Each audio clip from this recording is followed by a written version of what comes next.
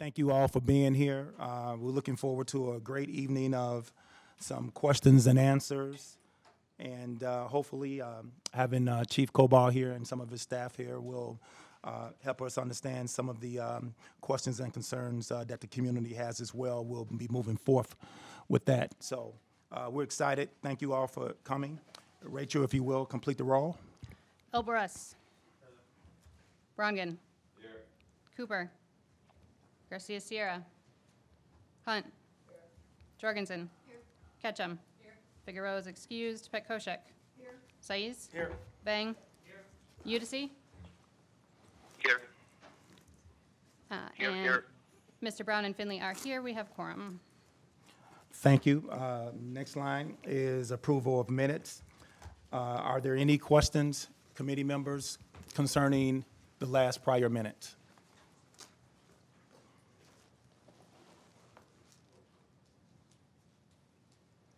Okay, if there are no questions or concerns, by a vote of aye, those who approve minutes? Aye. Oppose? Okay, minutes are approved. Next item on the agenda will be public comment. We do have about 3 or 4 people who will be speaking with us this evening. We would like to ask the speakers to keep their They're on agenda items. We don't have any general public comment, but we can just go ahead and to agenda item 1. Oh, okay. All right. Okay, so we'll go right and get down into business here, right to agenda item number 1, which is going to be a presentation by the Madison Police Department. Chief Cobal is here with a couple of his staff members. We should do the public comment before. That's what I was asking, so we can do that? Okay, I'm sorry. We will back up and do the public comment first. Up first will be Dr. Gellenbeck. Greg.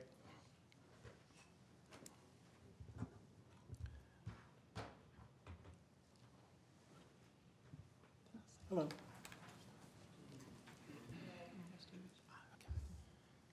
True to form, MPD and the Madison City Attorney's Office is defensive or resistant to most, not all but most, of the meaningful OIR recommendations.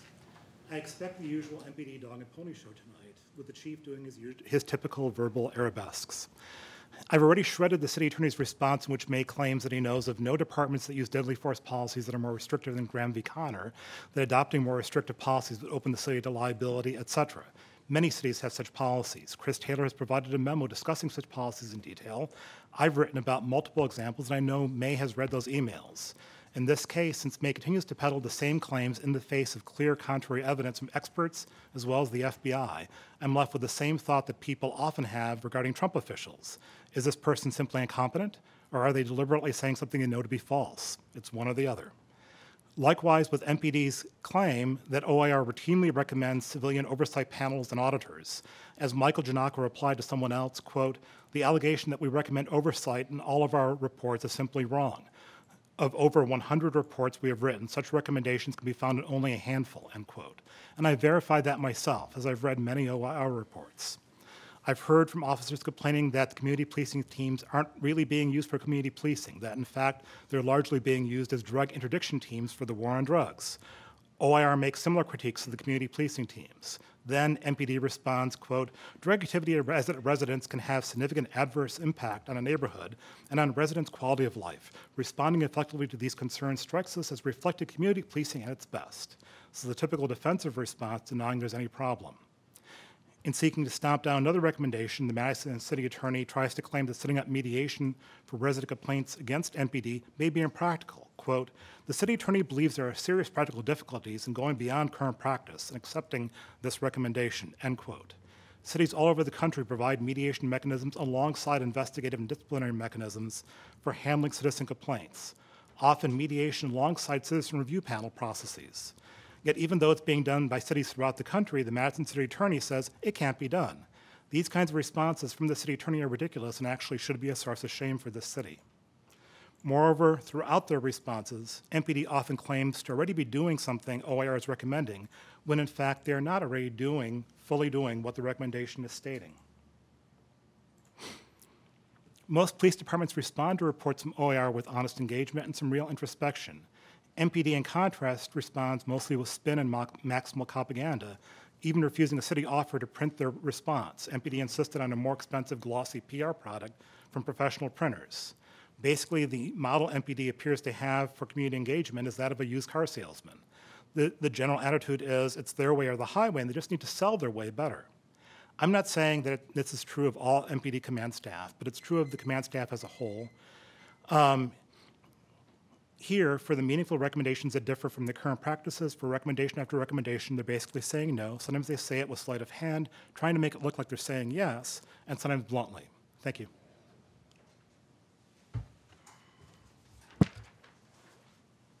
Okay, up next, we'll hear from David Blasky.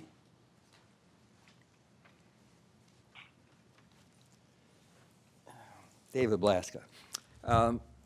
I'm most concerned about the ombudsman monitor proposal. To be honest about it, just on a statutory level, only state statute 6213 allows such a person to be assigned and hired and report to the PFC. So obviously anything you do here would be purely advisory. I think you probably already know that. But I also have to ask if we really wanted to layer on another level of bureaucracy, given that the city council recently hired a chief of staff for $107,000. I think OIR itself said that the cost of this position would be $200,000. I'm assuming that that's fringe benefits plus a secretary. Do you really want to be doing that in this environment? And third, what would this person do if it's full-time? How many deadly force incidents are there that this person can investigate? And secondly, how duplicative it is. State law already requires the Department of Justice to look into such incidents.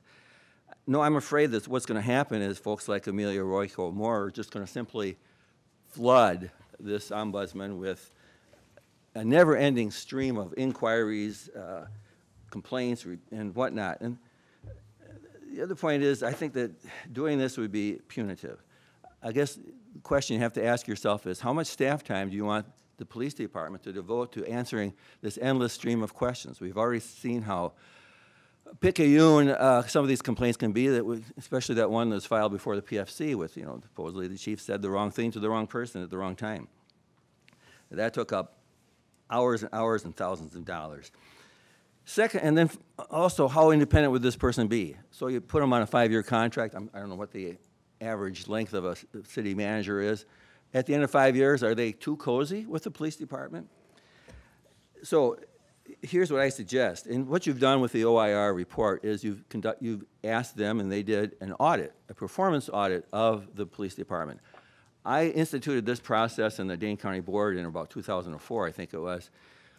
What we did there, and why wouldn't you want to audit, for instance, the fire department, procurement, engineering, the efficacy of neighborhood centers, the impact of requiring affirmative action plans of all city vendors, all kinds of things you could be auditing, rather than a permanent, ongoing, never-ending audit, which is what this would be, of one department. So what we did on the county board is we contracted for an audit, like you did with the OIR group. We never paid 6 figures, I can tell you that. They were usually around $15,000. We audited the sheriff's department. We asked it a specific question: why all the overtime? They came back and they said, because you don't have enough deputies. So we hired more. I knew that, but we needed to get that through a county board that wasn't exactly of my political stripe. We needed an outside expert to say that. The beauty part of that is you can hire the expertise you need when you want it, and they're not permanently on staff. And you get, it's a discrete function. So I would, if you wanted to follow the OIR recommendations, I'd say do an audit function when needed, but not as a permanent, ongoing, never-ending audit. Thank you. Thank you, David. We also had, we had one, oh, you have another, I'm sorry. That's fine. In person. Cindy. Cindy Hodgman.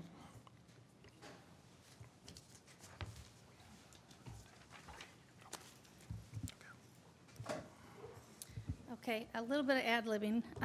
First of all, I'm not sure that the first speaker actually read MPD's response to the report. And as far as it being a purely defensive response. I didn't get that from reading it. I found that the responses were truthful, which is a good thing. But I almost feel like maybe I need to file a report with MPD for robbery, because I really feel like my tax money was wasted on something this expensive. Like we just heard, do a study, go for it. But don't spend almost 400 grand on it. And it's a study that's full of grammar and spelling errors. It's not, and actually the survey is also full of grammar and spelling errors. And it's not truthful. I'm not saying none of it's truthful. There's a lot of truth to it, but there's a lot of things in there that apparently they didn't do enough research, didn't come back with questions. I'm not sure how they made those errors, but they made them. And I want to congratulate the chief and his staff for being positive in their response, taking responsibility where they maybe could have done something different, and saying they will do something different. And then the last thing is that if you really, really want to understand what our police force does day in and day out, you need to do some ride-alongs. I mean, I'm sorry telling you what to do, but that's how you're going to actually understand, not by sitting on committees and that kind of stuff. You need to do some ride-alongs during some heavier shifts and some busier times, and see what our police force deals with. Thank you. Thank you, Cindy. Dr. Gellenbrett? That's for item 2. For agenda item 2. Oh, okay. Okay. We also had one written comment that was submitted. I don't know if everyone on the committee saw the email. No? Okay. And since not everyone did, and because there are others in the room who presumably have not seen it, just so that we're all on the same playing field, I'm going to just quickly read the comment that we got. This came from Chris Moulter. And it says, "Good afternoon. Please accept this email for public comment for tonight's meeting. I'm unable to attend in person. I was unable to find out the correct procedure for submitting written comments, so I apologize if sending this email is not an appropriate method to submit my comments.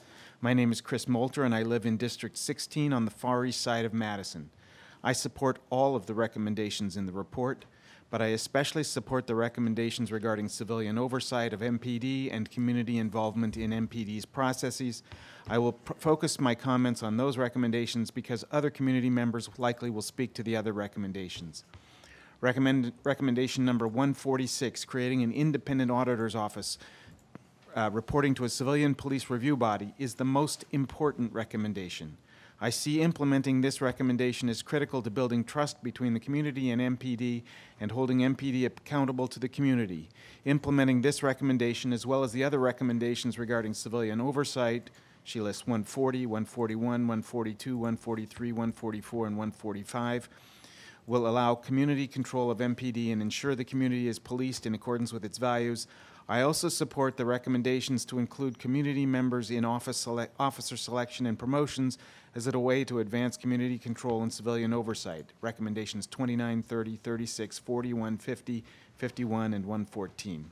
Also important to the control and oversight values are the recommendations around MPD seeking public input on its policies, being transparent about its operations, and making information easily accessible to community members. Recommendations 6, 10, 13, 14, 16, 31, 32, 33, 87, 88, 122, 135, and 136. I think there are other recommendations not included in the report that would strengthen the community control and civilian oversight of MPD, but those are beyond the scope of my comments at this stage of the process. Thank you for considering my comments. Chris Moulter. Thank you, Keith.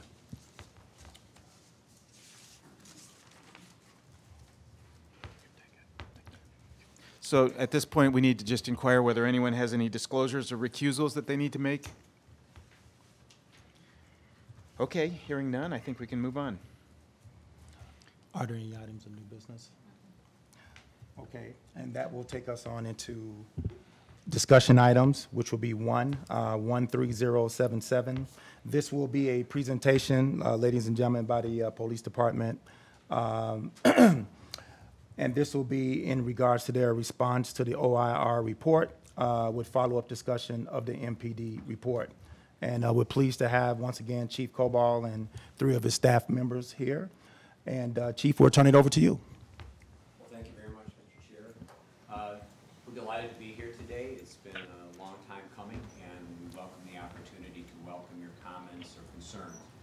Clearly, the community had embraced that this was an important time in the evolution of the MPD and looking at its culture, its practices, its procedures. And to that extent, they made a vending contract with a very reputable firm for which we cooperated fully and completely and gained complete access to any of their needs and data requests. So to that extent, we were happy that when the finding came back, that there is great agreement, and as you see from excerpts, that this is by no means a department that's in free fall or in crisis or in distress. In fact, has all the benchmarks of a very good department who's yearning to be an even better department. And that's the lens from which we approach the feedback and our response. We have a lot of agreement on these things, and rather than, there was 146 recommendations, rather than literally itemize a presentation that went from one item to the next, you have basically our published response, and we were hoping to use this as a forum or as a venue for you to ask clarifying questions or comments or additional things that may have been unresponsive in our rebuttal, if you will. Chief, could I just ask you to introduce your colleagues Oh, who have accompanied you here today? Absolutely. We've got quite a retinue here based on all the subject matter areas that were involved. To my right is Assistant Chief Vic Wall, and then I have Assistant Chief Sue Williams, and then I have Captain Mary Schuff, who you all know well. Did Wheeler hide? He's out. He's in the hallway. And Captain Jim Wheeler's here too. He's Insofar heard enough as already. He's the safest spot. So he's also our captain currently in charge of a lot of our outreach initiatives. So basically the way that the report was governed into so many different quarters, if you will, we've provided some subject matter experts who have primary reporting responsibilities in those domains. If there's something that can be more elaborated on, we have that here. Thank you. You bet. So did you or your colleagues have other comments you wanted to make initially, or was it, I know from the email we got earlier that your preference would be to just respond to questions here. Is that where? Yeah, we thought because it was a very lengthy study that you might have had a chance to go through it and look at the compare and contrast of the 2 different models, and so we thought that might be a better use of the committee's time, more productive. Okay. Given that, I think the time has come then to throw it out to the committee to see if members have questions that they'd like to direct to the chief and his assistants. Yeah, Jerry. You know, Keith, I actually don't have questions, but I have 2 comments that I wanted to share, kind of based on our perspective. And thank you, Chief Cobo. You bet. Thank you, Captain Stewart, taking the time to meet with us. I read the response. I thought it was well written as well, too. I tried to come from a very neutral and objective perspective, but 2 things stood out to me, and these are just my perspective, and I thought I'd share these. And that's why I wrote them down, just because I want to make sure I can articulate these accordingly. But thank you. I just wanted to share that from the perspective of someone who is distrustful of the police, not to mention distrustful of the system as a whole, it's probably difficult not to feel collusion between MPD, the city attorney, and the union, quote unquote, the system, given that the responses of these entities were released to the community in one document. Although and the reason why I'm sharing this is because I felt at one point I was telling myself, these responses were shared and vetted between these 3 entities before being released to the public. And this is how the form that we received it. It's hard for me to take sincerely sometimes these comments and responses when I feel that they may not be as openly and genuine. And I'm only sharing this perspective to you. I'm not saying that what your response was not credible. I found them to be credible, but I thought I'd share that perspective. And the second perspective I wanted to share was, I know there was this characterization or concerns about characterizing other people's opinion or perspective as anecdotal. With regard to some of the comments that were basis for OIR's report. And, and I just wanted to point out, is it anecdotal if there are two differing or unfavorable comments in a room of 100 when these two comments are from the only people of color in that room? So I thought I'd share that with you, just because sometimes we forget that maybe we forget to validate that maybe comments that may not necessarily, align with the more standard or streamlined population, that it isn't maybe necessarily anecdotal. And I share this because, I see the City of Madison Police is not necessarily just serving and protecting some or many of the people of Madison, but everyone. And so I thought I'd share that to you. So thank you again. Very appreciative of those comments. Just by way of a process standpoint, some of the questions, as you could probably perceive, may have had a specific contractual component based on a collective bargaining agreement, and some of the issues would really speak to sort of legal liabilities, responsibilities, and things. So I can assure you that there was no sort of a collusion beforehand, but we thought it might be easier, and I can see where the perspective might have been cleaner had each and every one of the entities you elicited, the union, the city attorney, and ourselves, and probably a fourth should have probably been separately noted, would be the Police and Fire Commission's role, since a number of those recommendations were at them. So from a process standpoint and perception, I can see where you're coming from that, but I can assure you that every group works independently in terms of staying in their lanes, but perception's important, and I grant you that. And I couldn't agree more that in the sense that we have to be looking at our mission statement. One of the reasons that I have been very, very, some people say political about it, I would say it's in keeping with our mission statement. Our mission statement says we're going to provide professional services which are accessible to everyone, to your point, and no one should be left behind, and that's one of the reasons I've taken a strong issue on immigration, because I don't think we're giving our services accessible to everyone when there's a two-tiered standard of living, or the way people feel or cower in fear because they can't trust the legal authorities. So thank you for your comments, and I can appreciate where you're coming from. Thank you, Chief. You bet.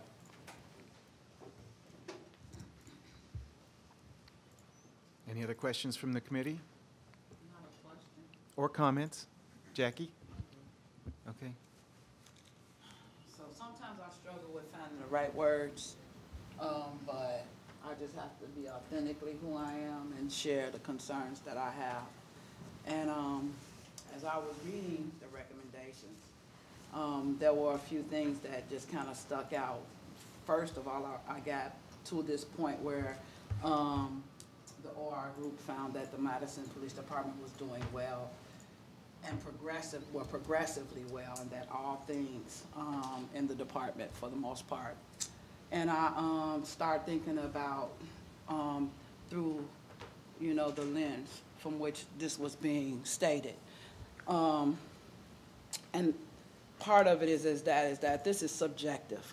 This is a person's or a group's, like they did the research, they found what they found, but it was still subjective to their ability to interpret what it was that they saw.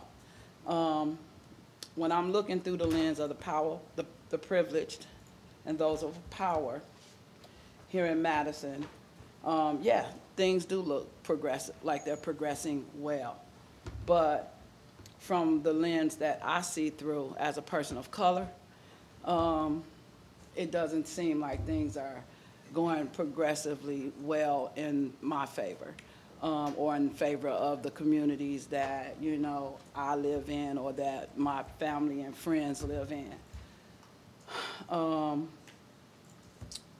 Sometimes things just are really like clear in my head, like I can see it like I'm just looking at this screen right now, but I can understand that people who have a different perspective, people who are viewing it from a different lens, they may not see it the same way I do. And one of the examples that I'm going to use is a person recently, a person in my community who had a mental health issue, was charged criminally, and I can imagine that.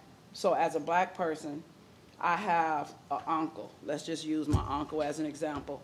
And my uncle, when he gets ready to, I guess, pop off, for lack of a better term, he will cuss, rant, and rave, MFs, sons of FOBs, or whatever. And we know him, right? And we know once he get through doing all this ranting and raving and cussing, he gonna go sit down somewhere and be cool. I'm sure that other people have experiences with family members or friends where that person may go off or pop off based on that culture, and it doesn't feel or seem offensive. And you know when that point is for a person who is like you. What you don't know is that point for a person that looks like me. And when we talking about equitable and, what did you say, accessible? Accessible. Yeah, accessible to all persons, it just don't feel like that to me. Like, I don't know how or what we're gonna do to get past that point to make things feel different or make things feel equitable for people who look like me.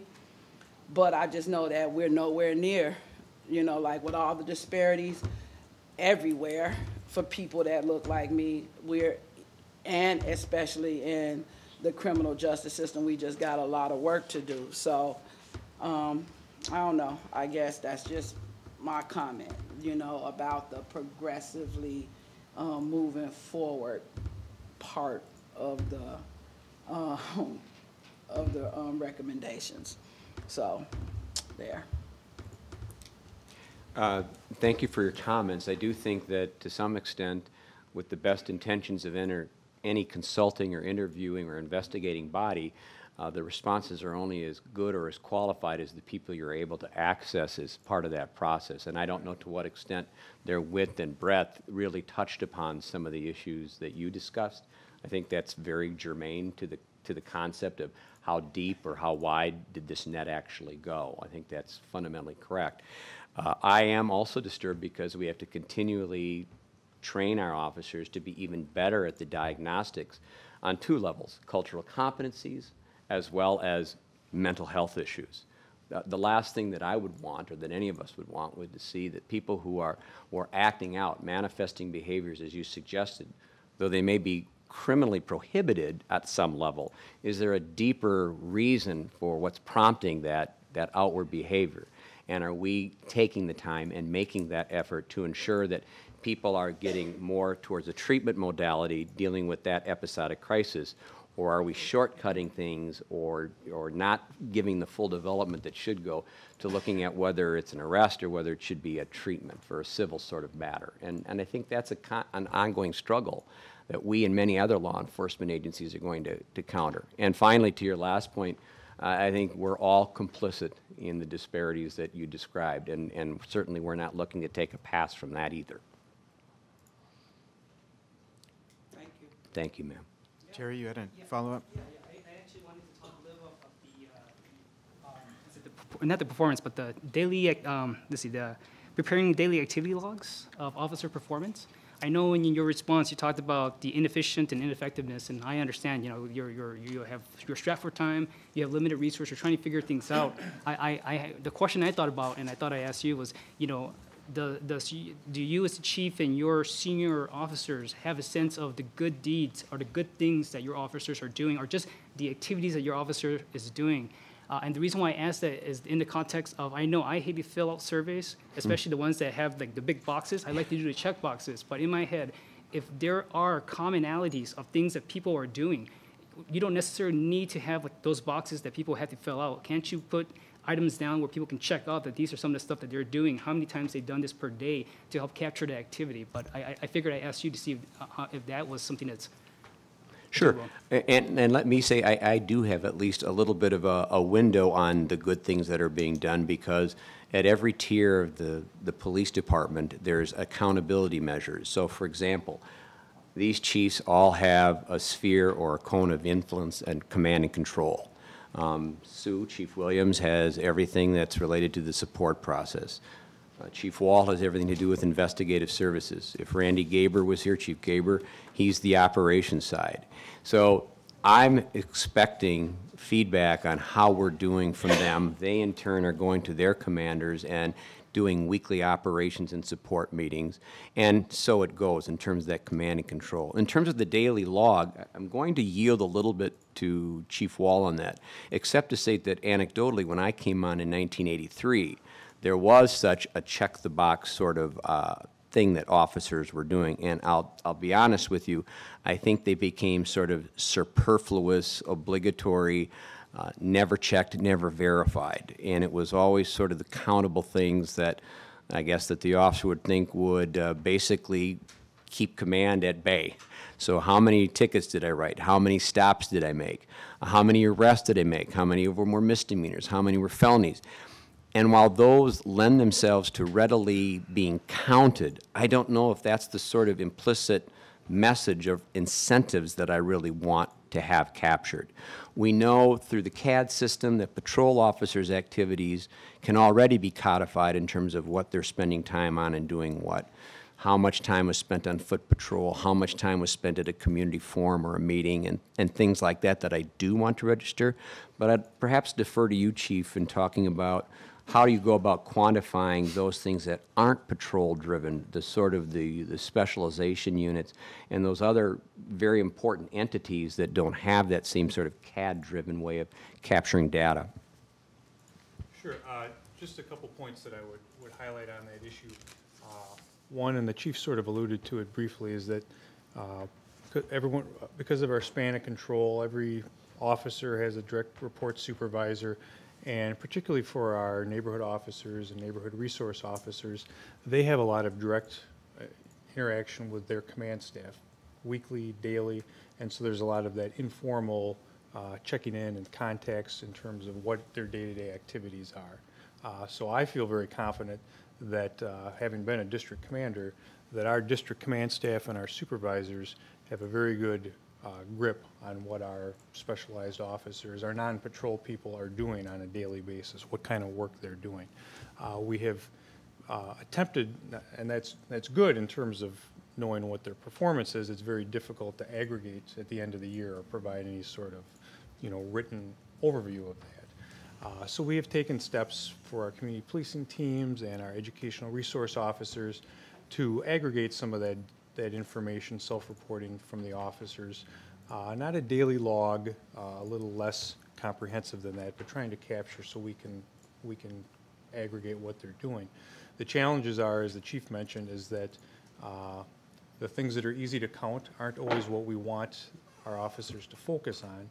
And if you count just those things, you can create some unintended consequences and incentivize behavior that you don't want to necessarily incentivize.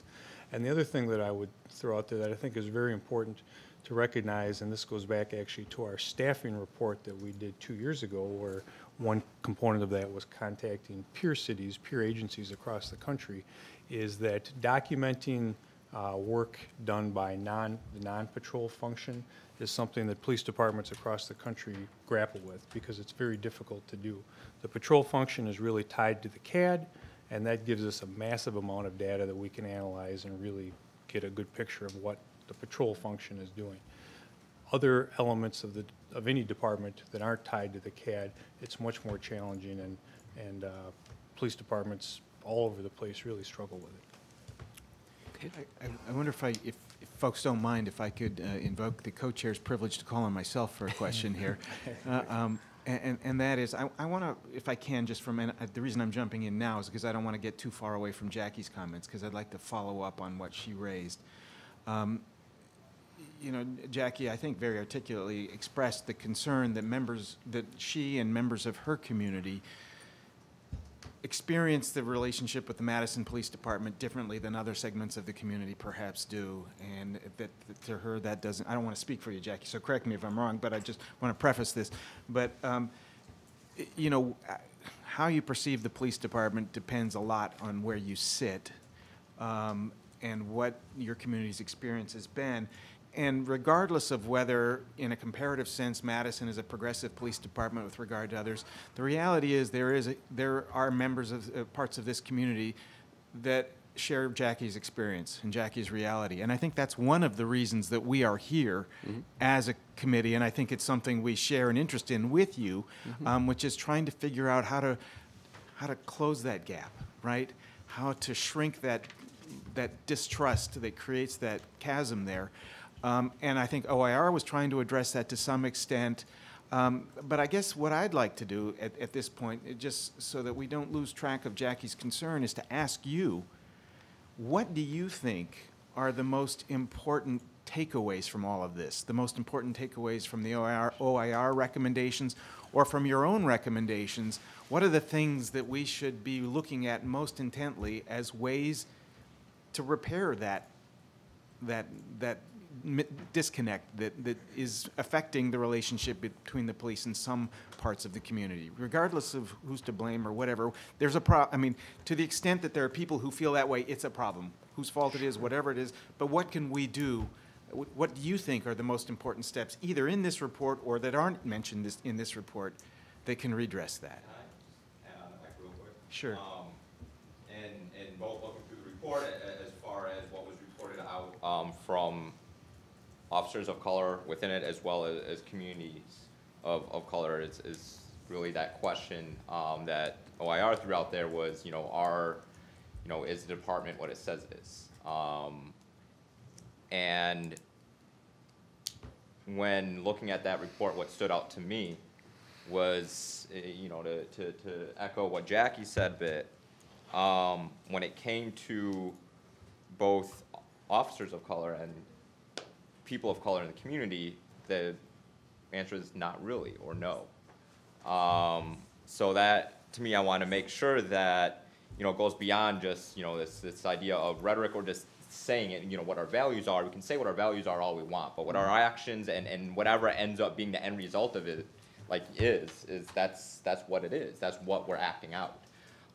So to me, values don't really even matter at that point when the end result is something disparate. We can say what we are or who we are all we want, but until our actions and the results actually reflect that, it really almost is moot. It can say something that's what we're aspiring to be, but again, when our results, both in our arrest data and who's in jail, experiences, the report itself says something different. So kind of with that said, and again, jump back to Keith's question, is what stood out, what is the most important aspect of that report, and to keep all of that in mind. Big question, I know. Well, I guess the biggest takeaway I thought is that I think OIR acknowledged as much that there are great efforts being made at engagement, and only through engagement that is not born out of crisis or chaos, ultimately can we continue to have dialogues of trust and having exchanges where they're not threatened by reprisal or by sanction or things like that. I think that OIR said yes. MPD has made some affirmative steps in promoting an engagement policy. However, they should be and could be doing more. And I think that's where I think my biggest takeaway is that how can we expand that platform in ways that aren't crisis and call driven, so that people can have those honest and open and frank conversations. And when to my way of thinking, so long as the dialogue is allowed to continue, as long as we're allowed to continue to get to know one another and have us have a better appreciation for what those all of our community's expectations are, that invariably it's on us then to sort of affirmatively work on that and show how we're doing that. Are we doing more in terms of community engagements at our various neighborhoods? Are we incorporated as a part of events that are beyond the pale of the neighborhoods as well? What are we offering in terms of programming options? How do we have a chance to invite or get invited to some of those areas where our mistrust is perhaps at its greatest peak? We need to have those difficult conversations moving on, and we need to do a better job of sort of ascertaining how we're doing. Our polling or our surveying has been limited to some extent. We need to see how we can create a technology base where we can actually sort of every fifth case number send out text messages to people and say, a very simple way, but something to give us an understanding, even if you're the arrested person in that 5th case number. To the extent you're willing to say, how are we doing? We need to be able to quantify and do more, I think, surveying and talking and measuring what are those gaps in our most underrepresented communities of Madison. If I could, you go ahead, Jackie. Yeah, no, this is appropriate for you to follow up here. Well, I was just thinking about some of those community events that I personally have attended and where there has been presence from the MMSD. And I don't even have an easy answer for that. I think that, there has been sort of a conditioning, so to speak, of people, and in their minds, their behaviors are already kind of pretty much ingrained with the power differential between MMSD and communities of color here in Madison, and those who really need to be engaged won't until something drastically happens on the opposite end of that spectrum, because we already know what's on this end of it, the disparities, right? So until something as drastic as these disparities happens on this end of the spectrum, then there probably won't be a lot of other engagement. So and as far as trying to find a happy medium for that, I just don't know how or what that could look like, because there is such mistrust and there's a lot of evidence to support why it exists the way that it does. Go for it. Oh, I was just gonna say, as far as a quick thing on engagement, something I actually found out that was really cool is cell phone town halls that, from what I've seen and heard, have a massive range of engagement and capability to poll how people feel. So that's, obviously, like, there's a hosting aspect of that and a price cost of that, but as far as just a way to get broader outreach as far as feedback that's outside of our very low response rate of general surveys. Right. Thank you. If I could just follow up again, I think, and I could be misreading OIR, but my interpretation of that is what they would say is that they would agree with you that this community engagement is critical, but I think what they would probably say is the most important thing that they can recommend with that regard is creating a sort of a permanent process for that community engagement, which would be their civilian oversight board with a public auditor. And I note in your report you're not necessarily opposed to that. But I just wondered if we could get your thoughts a little bit more elaborately here about whether you think that could be a mechanism that's not just an added layer of unnecessary bureaucracy, but maybe actually could be something that could facilitate that ongoing community conversation between the civilian community and the police department that could help close that gap that we've been talking about. Yeah, and I'm glad you acknowledged there was no sort of dig your heels in and no, absolutely not on that whatsoever. I think the key is that we have to ultimately leave it to those who write the checks and draft the public policy in terms of, is this an item that you want to commit resources to for the long term? We're not averse to it. We feel like we have a very transparent mechanism in place that when data is asked in terms of outcomes from professional standards or something, we have a mechanism in place. The one thing I sort of thought as I was reading it is that arguably you might be able to actually find a hybridization of what they're saying, short of a full-time fiscal thing, because you have a public safety review commission of appointed people from the community as well as alders. Perhaps you put their authorization on steroids to give them greater powers to ask for. I'm sorry, who was that you're referring to? The Public Safety Review Commission. Oh, okay. It's a currently impaneled government entity comprised of both elected officials as well as citizens from the community at large, but they already have technically, and I will defer to City Attorney Paulson, but I think by ordinance, they have the capacity to review policy, review protocols, ask and answer for those questions that are of topical interest and demand a response from the police department. And to some extent, perhaps if that committee could be emboldened or fortified with greater strength of authority and given some true voice in terms of their role relative to the oversight, that might be a complementary piece that doesn't necessarily have the same fiscal obligation. But again, should the community, I'll tell you, if $200,000 a year would buy me infinitely more trust, that's a bargain. Yeah.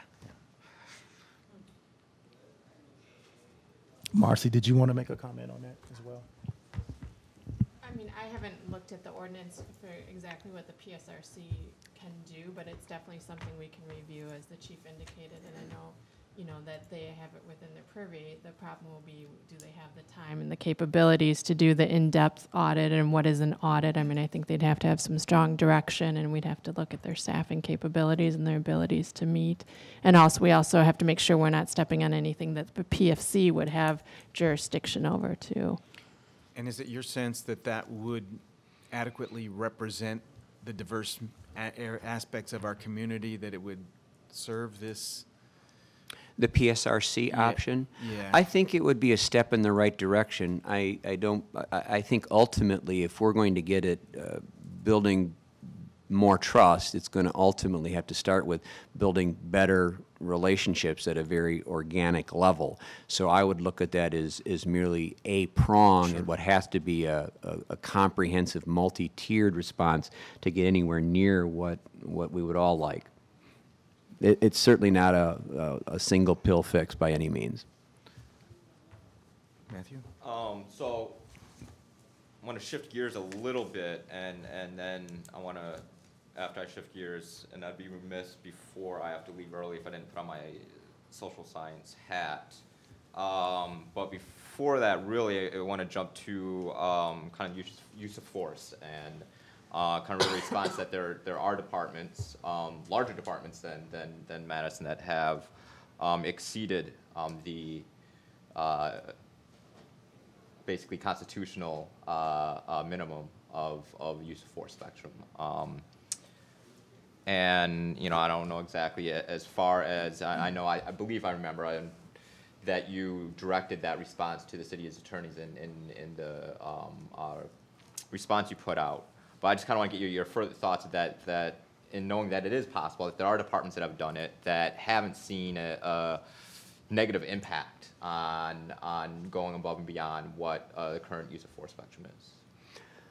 Well, in looking at some of the sort of the cross emails I saw relative to what was being discussed in this matter, at the end of the day, those that were offered as being more responsive than Graham versus Connor, fundamentally, substantively, are basically saying deadly force should only be used as a last resort. And that is exactly how we train. It's called the preclusionary rule. So in terms of maintaining a sense of constancy and understanding that Madison is one of multi-agency responses where we're backing up the UW or the Sheriff's Department or Maple Bluff or Fitchburg or whatever, there is a sense of understanding that when everybody is trained to the same benchmark, which has been court-sanctioned for a number of years and for which the Department of Justice in the state of Wisconsin certifies all of its accredited law enforcement agencies, there's a certain wisdom in having everybody sort of understanding that that is, in fact, the precipice from which we're all learning. And I know this is a little bit outside of, I guess, I mean, the OIR report Sure. itself, but in just thinking about kind of disparities at hand, and thinking really from a social science perspective. I mean, this country is the most policed country in the world. We have 25% of the world's prison population at the same time. I know a lot of that, as in thought, was in response to an increase in crime in the 70s and 80s across the country, but that was also a global increase at the same time that counterparts in Europe didn't respond in quite the same way. And they also, in the 90s and lately as well, have seen a decrease outside of some intermediate spikes and so on and so forth. That's hard to tell, where exactly trends might go. And so let's leave out any, like let's say in recent with Madison. Sure. It's hard to say what a long-term trend might look like. Kind of with that in mind, and just kind of thinking of some of your own words and trying to, solving these problems, and some of this stuff goes beyond trust. I have a hard time wrapping my head around the idea of investing in a tool that doesn't seem to solve the problems that they're asked to respond to, when underlying issues are still there. That if we invested in these underlying issues, we might have to, we could have less and not have, a need to call for more because we're addressing these underlying issues. At the same time, I know it gets hard with limited budgets on, how this happens.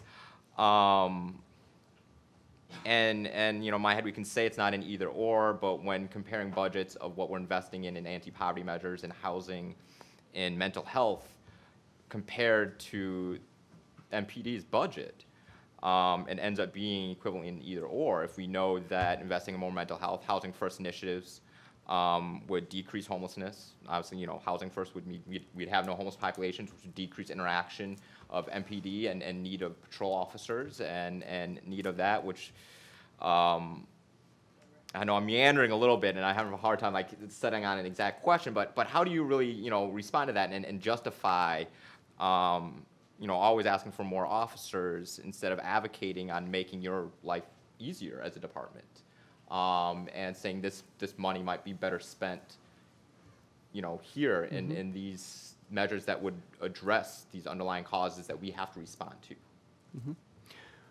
Well, as sort of the public face of the MPD, at times you do worry about what is sort of cherry-picked in terms of what's newsworthy in terms of our position on that.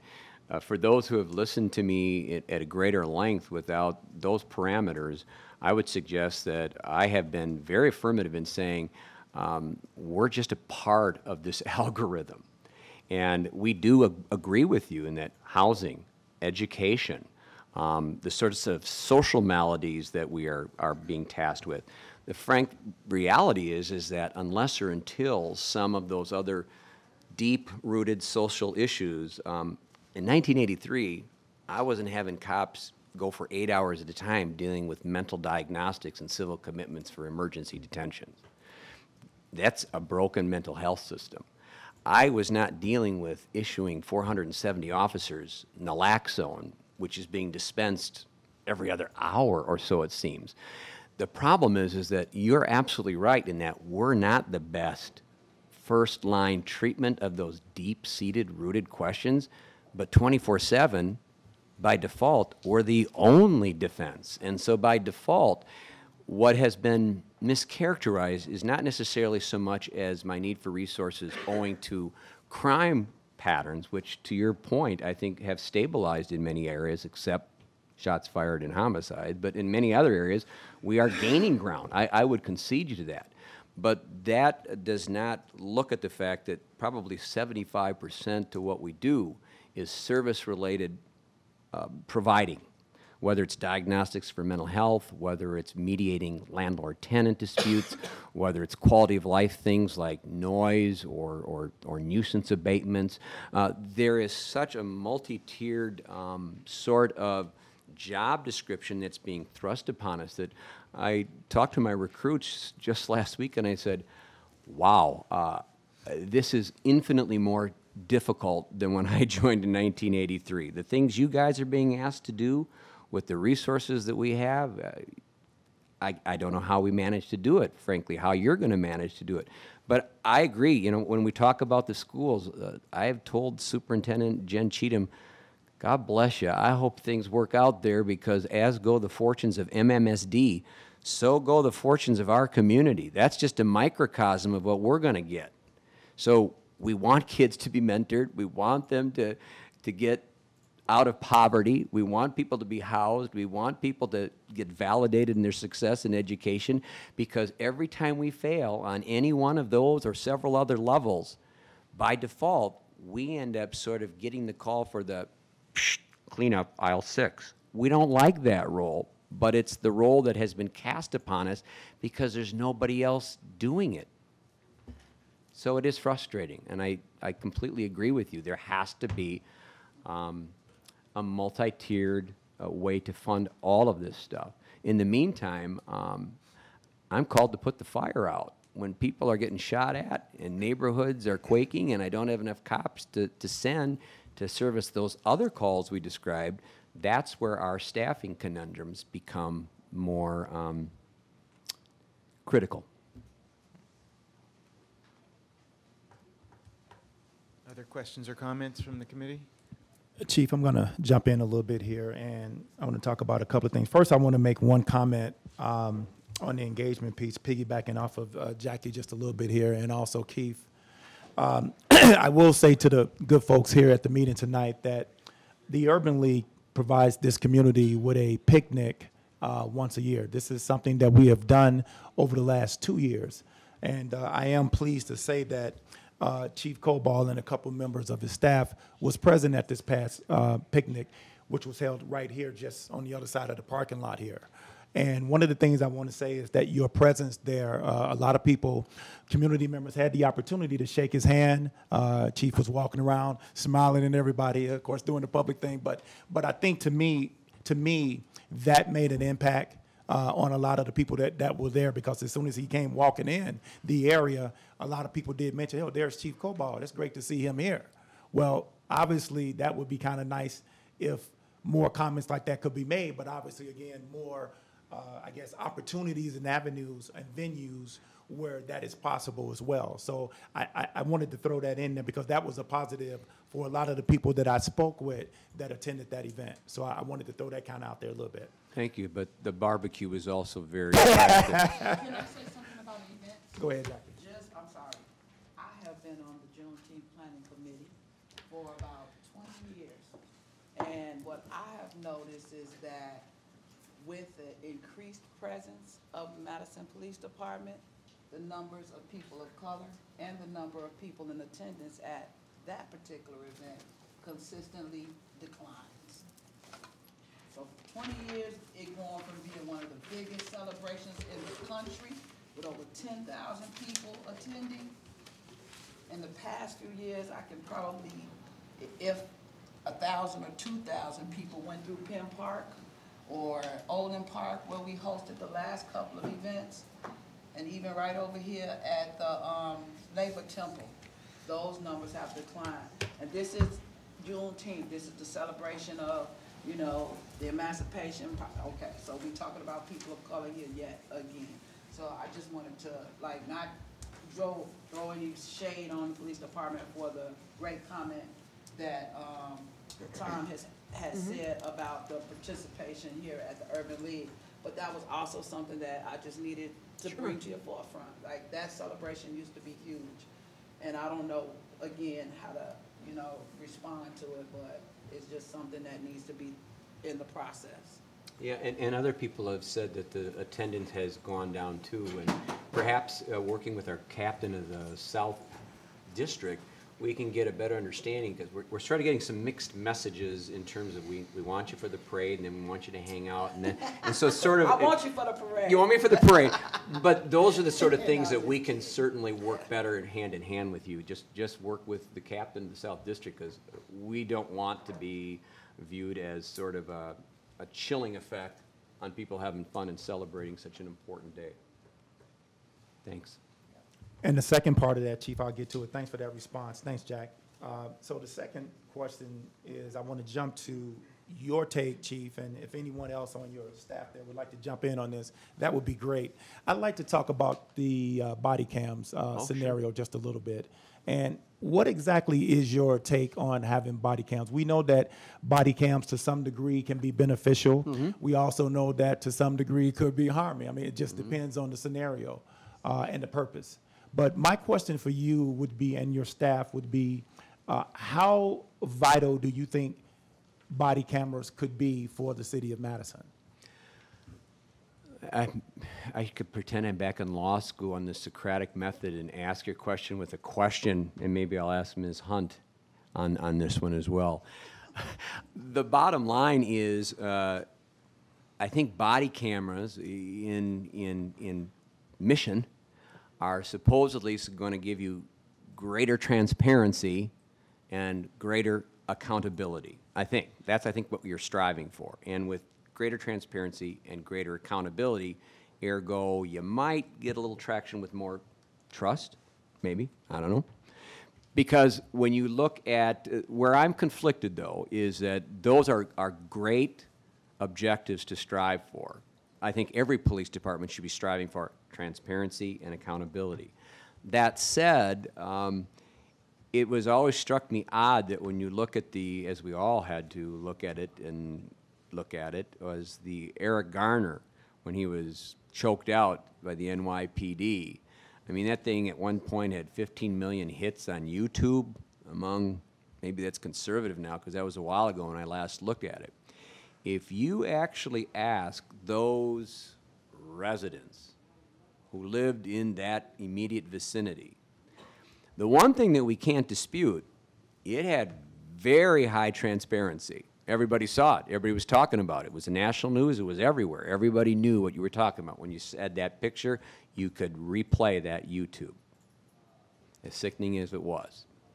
And yet, if you ask those grassroots constituents, where was the accountability there? It was very little. No one was criminally charged. The city did a quick claim lawsuit to make it go away, so there was a civil judgment. So I guess from a wrongful death action, the immediate family may have realized some monetary compensation for the loss of their loved ones. But the officers weren't truly sanctioned in the eyes of the residents who live, work, and play in that area. So that's my only sort of watch out here. First of all, cameras are not going to be the end-all, be-all to a lot of issues relative to trust and accountability. Having said that, I think, I mean, no one from the union is here today, but I think that the union would say that their officers would say, bring it on. We want to carry the body-worn cameras.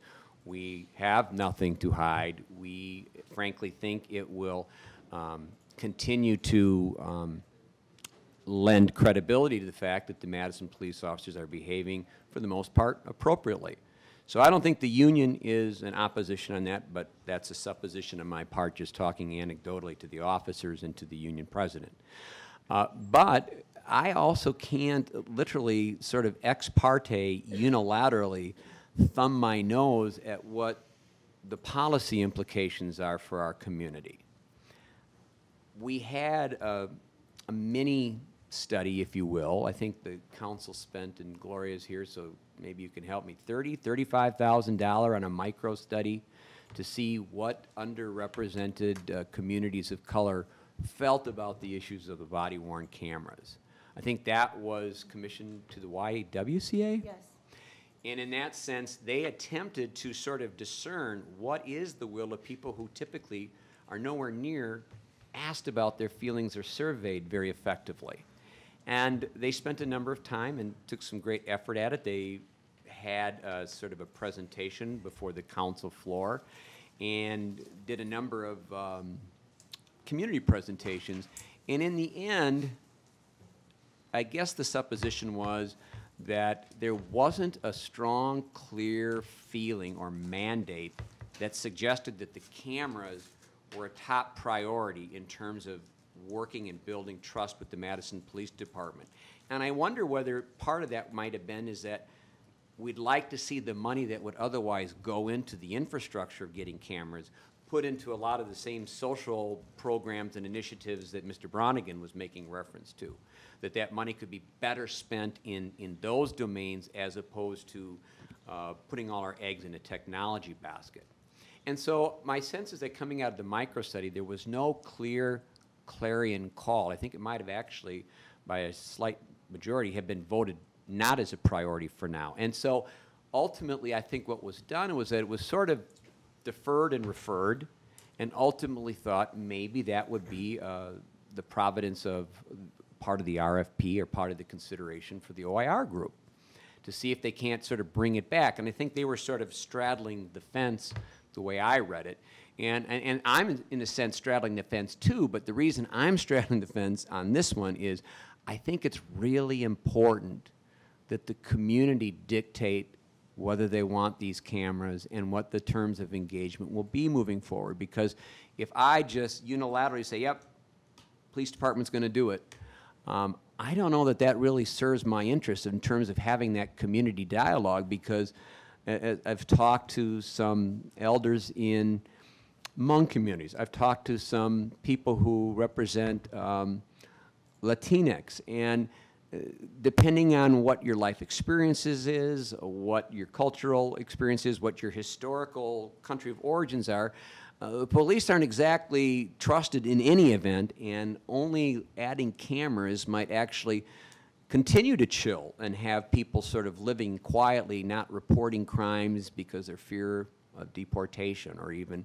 of being a victim or a witness to a crime, that this might continue to suppress or repress full participation by our underrepresented groups. Not to mention the fact that to do sort of according to best practices, the suggestion is you would have to put the uniformed services officers, not me, I'm a paper tiger, I just wear this costume, but real cops. There's about 325 that you would have to, and according to the ACLU, you should have them all have their own dedicated units so that there's no cross-contamination or excuse-making about whose camera had it when you're responsible for it.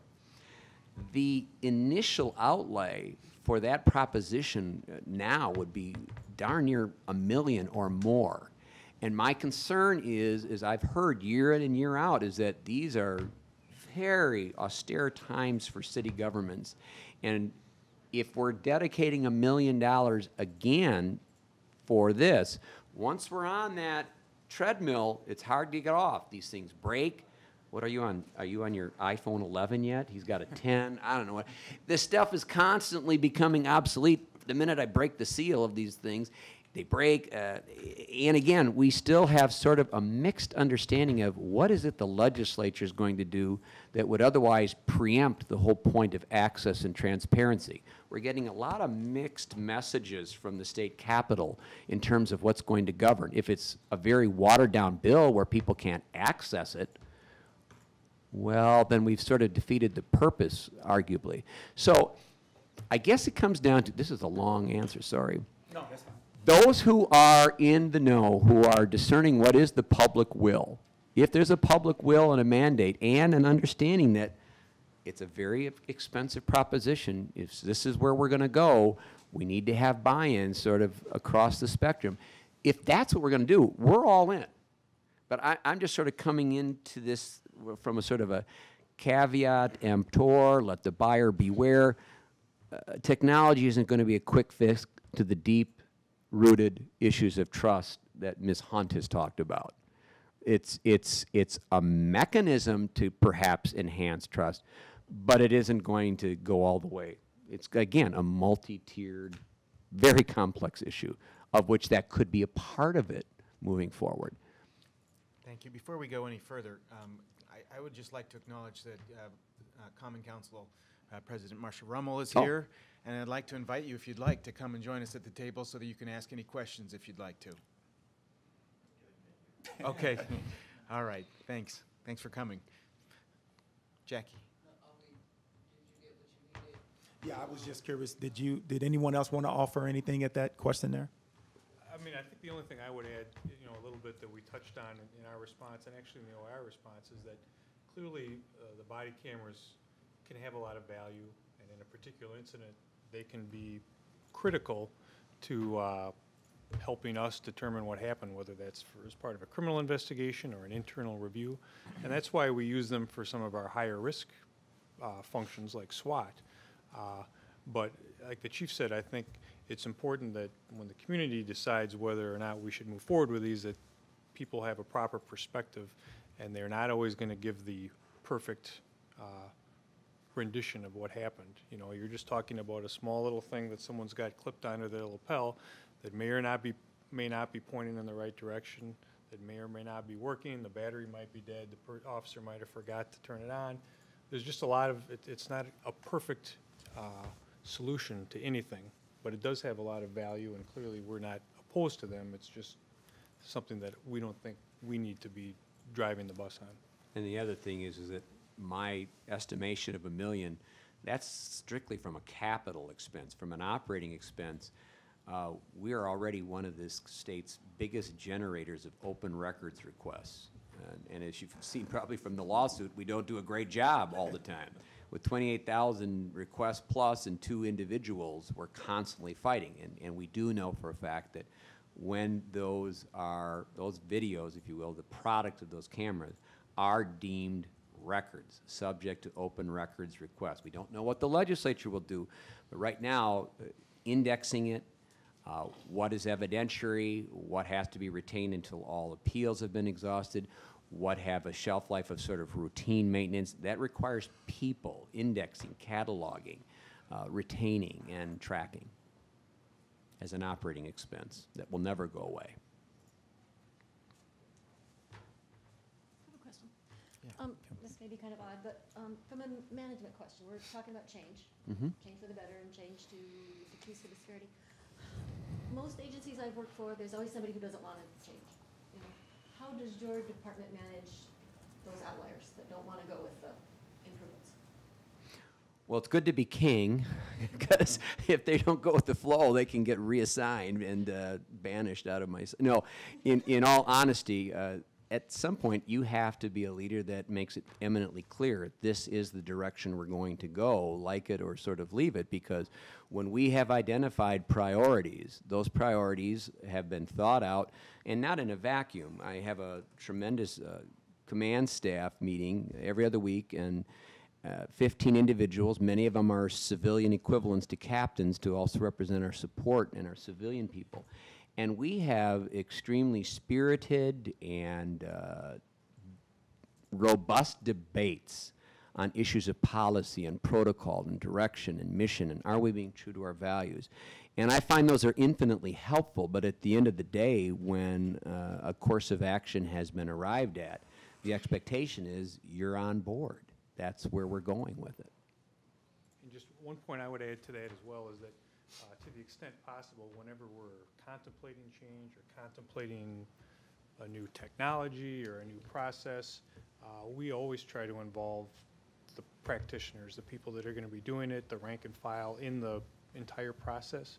And I think that lends a lot of legitimacy to the outcome and really helps get past that. So for those people that are sort of opposed to change, it isn't necessarily the chief top-down saying you're going to do this. It's their peers who've been involved in the process and can lend a little more credibility to it. And I think that's served us well over the years. Mario, did you have a question? I think I have a question, and hopefully I can articulate it well. And thank you, Chief, Sure. and everyone for being here. I know that this is complex and difficult conversation to some extent that we are having here. And I just want to start by saying that I'm a witness of the great work some of your officers do on a daily basis. And I could name some names in a lot of situations, but that'll be too long. But from the work that I do, it comes from the different areas of the city, and again, it's I see the programs, I see the heart and the minds that people bring to the work. So it's really that work makes me proud to have them there as police officers. Is there a butt coming here, Mario? No yet. Good.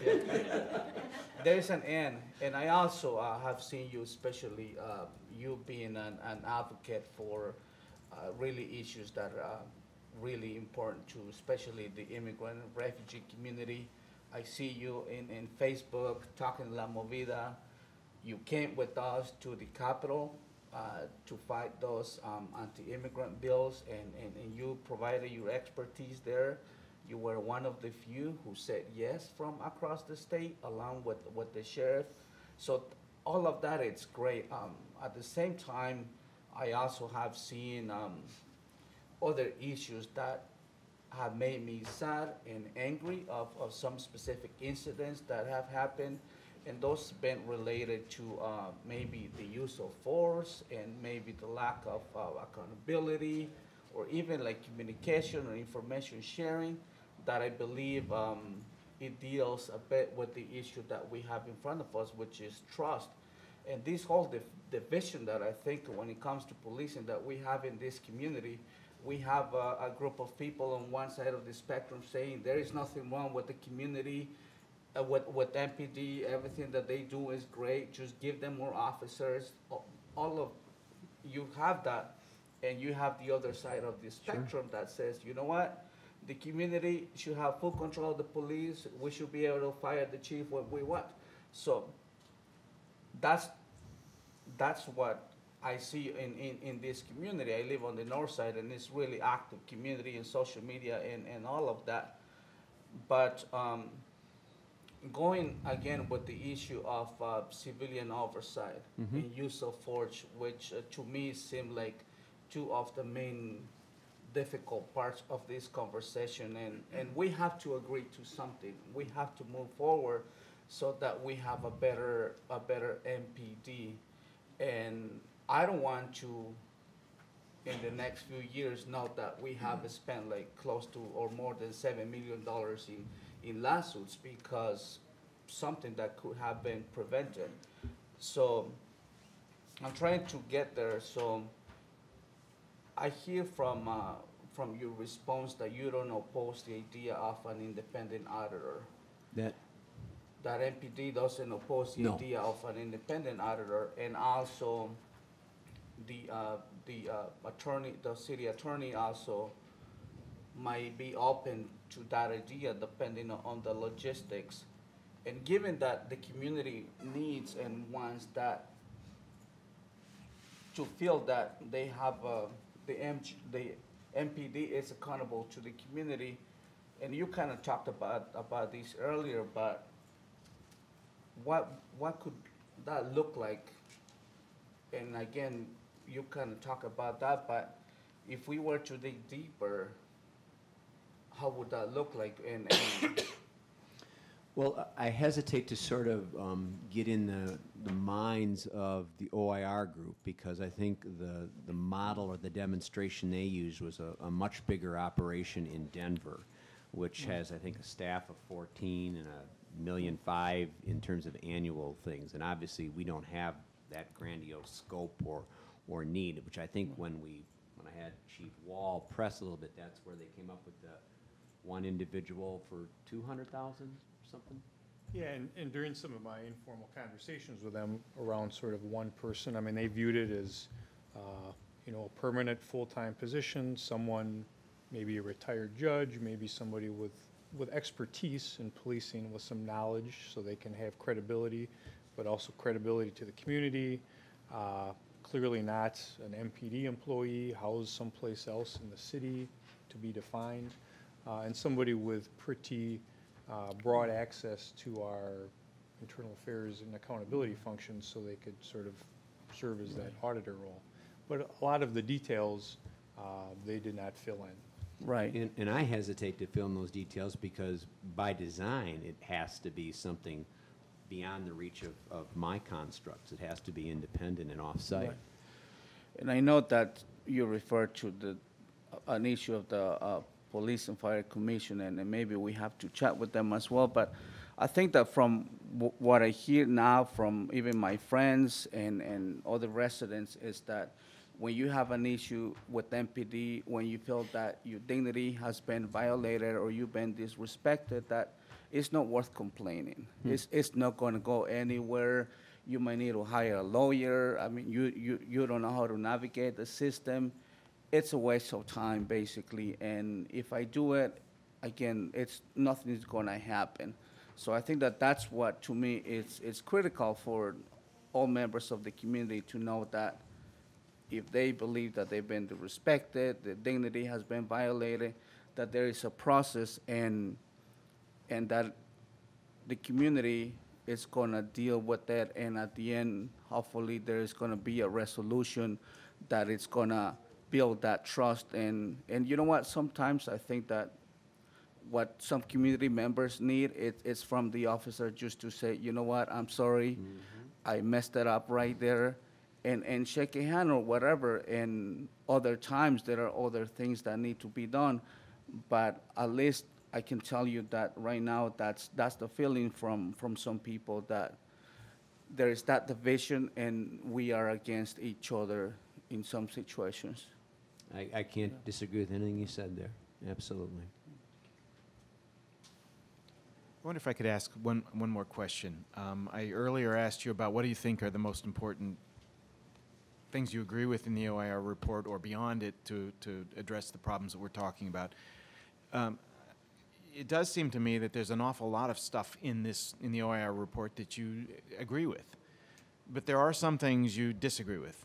And so I wonder if you could just identify for us what are the things in here that you perhaps most strenuously disagree with or object to, and why? Well, I'm also going to defer to one of my primary movers and shakers, to Chief Wall, but one of the things that sort of rankled me, and I hope that it was covered diplomatically, is that there was an inference drawn that somehow when I'm ready to evoke discipline for someone, that somehow that there is a negotiated process or settlement with the union to determine what the exposure that this person will have. That is simply not the case. I don't know how that inference was drawn, and perhaps you and your subsequent sidebars got a greater understanding of that, Chief Wall, but that leaves the impression that somehow there's collusion between the union board and the chief. When it's time to be sanctioned, someone's going to get sanctioned, and I don't ask the union for permission to do that. And I think sort of part and parcel with that issue was sort of the suggestion, and actually articulated in one of the recommendations, that the chief is adverse to imposing suspensions or discipline to avoid the expense or cost of a PFC hearing. And that's another thing that, I'm really at a loss as to where that conclusion came from, that having been involved in these discussions for years, that never enters into the equation at all. So those sort of two, I think, complementary things, the settlement and the implication that we're consciously trying to avoid the PFC, I think are things that clearly don't reflect the actual situation. In terms of the recommendations, I think the one that really jumped out to me as being problematic was officer-involved critical incidents and the timing of the interview for the involved employee. There's a lengthy discussion in our response that I won't repeat, but it's something that I think would have, actually the inverse outcome is that I think it would erode trust in the process. I think it would make for a degraded level of investigation, and just it would hurt the process rather than help it. Do you think that applies equally to early interviews of the officers involved and as well as the witness officers, or is it a different calculus for those? I think it's a different calculus because for the witness officers, you don't have the same Garrity self-incrimination issues that bear on whether it's a voluntary or compelled interview. Sometimes those things are a little fuzzy in the heat of the moment. I think clearly you want the investigators who are going to be asking the questions to have an idea of the incident so they can do an informed interview. And I think that should drive the timing of those interviews with the witness officers. So I don't want to be putting words in your mouth, so I just trying to get clarity. So your strong objection is primarily to the notion of early interviews of the involved officers more so than the witness officers. Is that what you're saying, or am I misconstruing you? No, that's correct. I think Okay. it's a different calculus for the witness officers, and it may be early, it may not be early. I think the investigators should really drive that. And even the affected officer in interest has to give a minimum of snapshot of the basic parameters and particulars, so it's not like there's absolutely no conversation. I just want to add a comment at this point, and mostly just a thank you for your service. I've had a lot of interaction through my work and through a family member who's an excessively frequent flyer. And so I've seen it work very well. I've seen the officers do really good work, and just hoping that that can spread Thank through you. this process. Thank you very much. So I'm going to take the mic again, Chief, just for a little bit here, because I think this is really important. I think when it comes to the safety and the overall community feeling warm about things, having at least a feeling that things are moving in the right direction, this is important. So let me just say this. So the OIR came up with, at the conclusion of their report, they came up with 146 recommendations. And out of that 146 recommendations, we know that don't think it's going to be possible to obviously implement all 146. Right. So what I'm looking for is some transparency in this response. And that is, from a time frame standpoint, if we were to take half, 3/4, I don't know. But what I'm looking for from you all right there is your opinion, your estimation, your professional opinion on this, saying, hey, Tom, this is going to take us maybe 5 years. And I know there's some definitive answer. I get it. Right. But in given the situation, people are looking, and they deserve this, the public, responses, results, resolutions. We know that. So in your opinion, how long of a process should this take in terms of implementing most of these, all of these, or a very few of these, in your opinion? And is there any urgency for particular parts over others, or priorities, so to speak?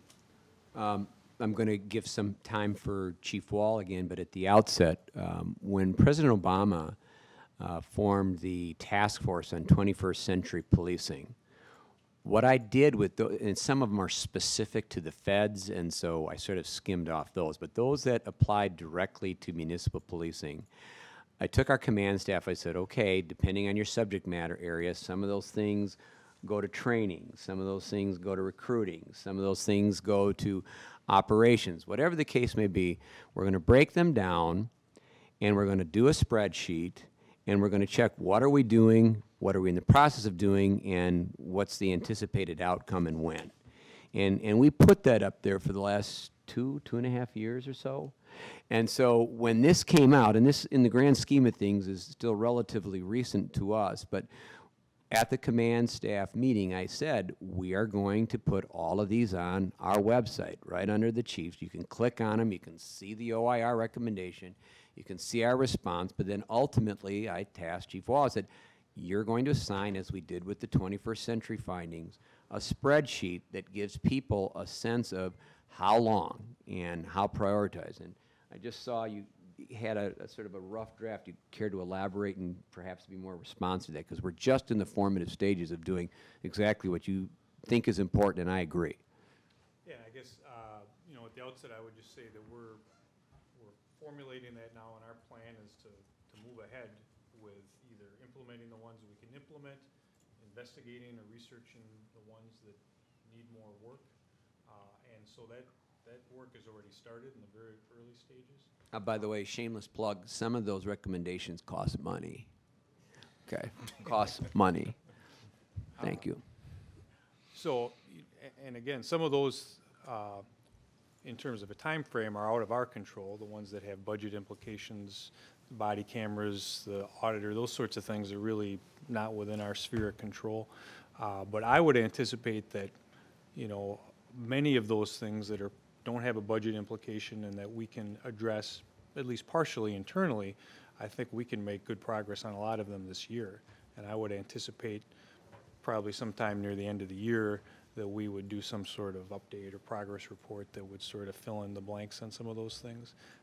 I would expect that the items that we recognize have a direct cost to them may be discussed during the budget process for the 2019 budget, and then our ability to move forward with some of those will really be dependent on the outcome of that process.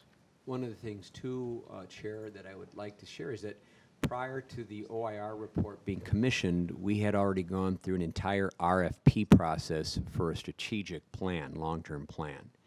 And we are using this sort of as a cornerstone or a foundation.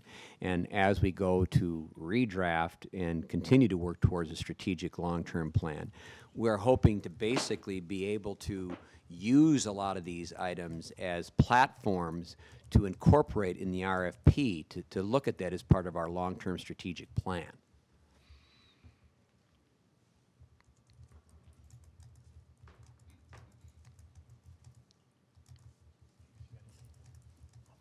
Go ahead, Jackie.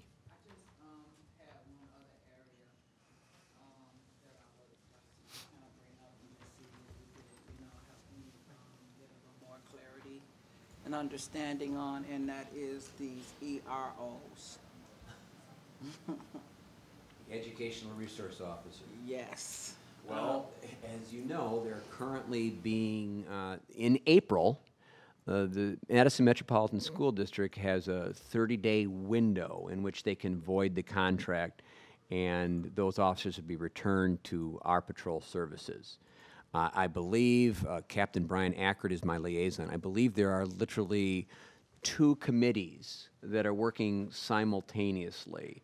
One are more sort of broad-based public policy implications. Another are more the day-to-day systems improvements and how that can be a better product, a better, more complementary piece to the BEP and what MMSD is striving for.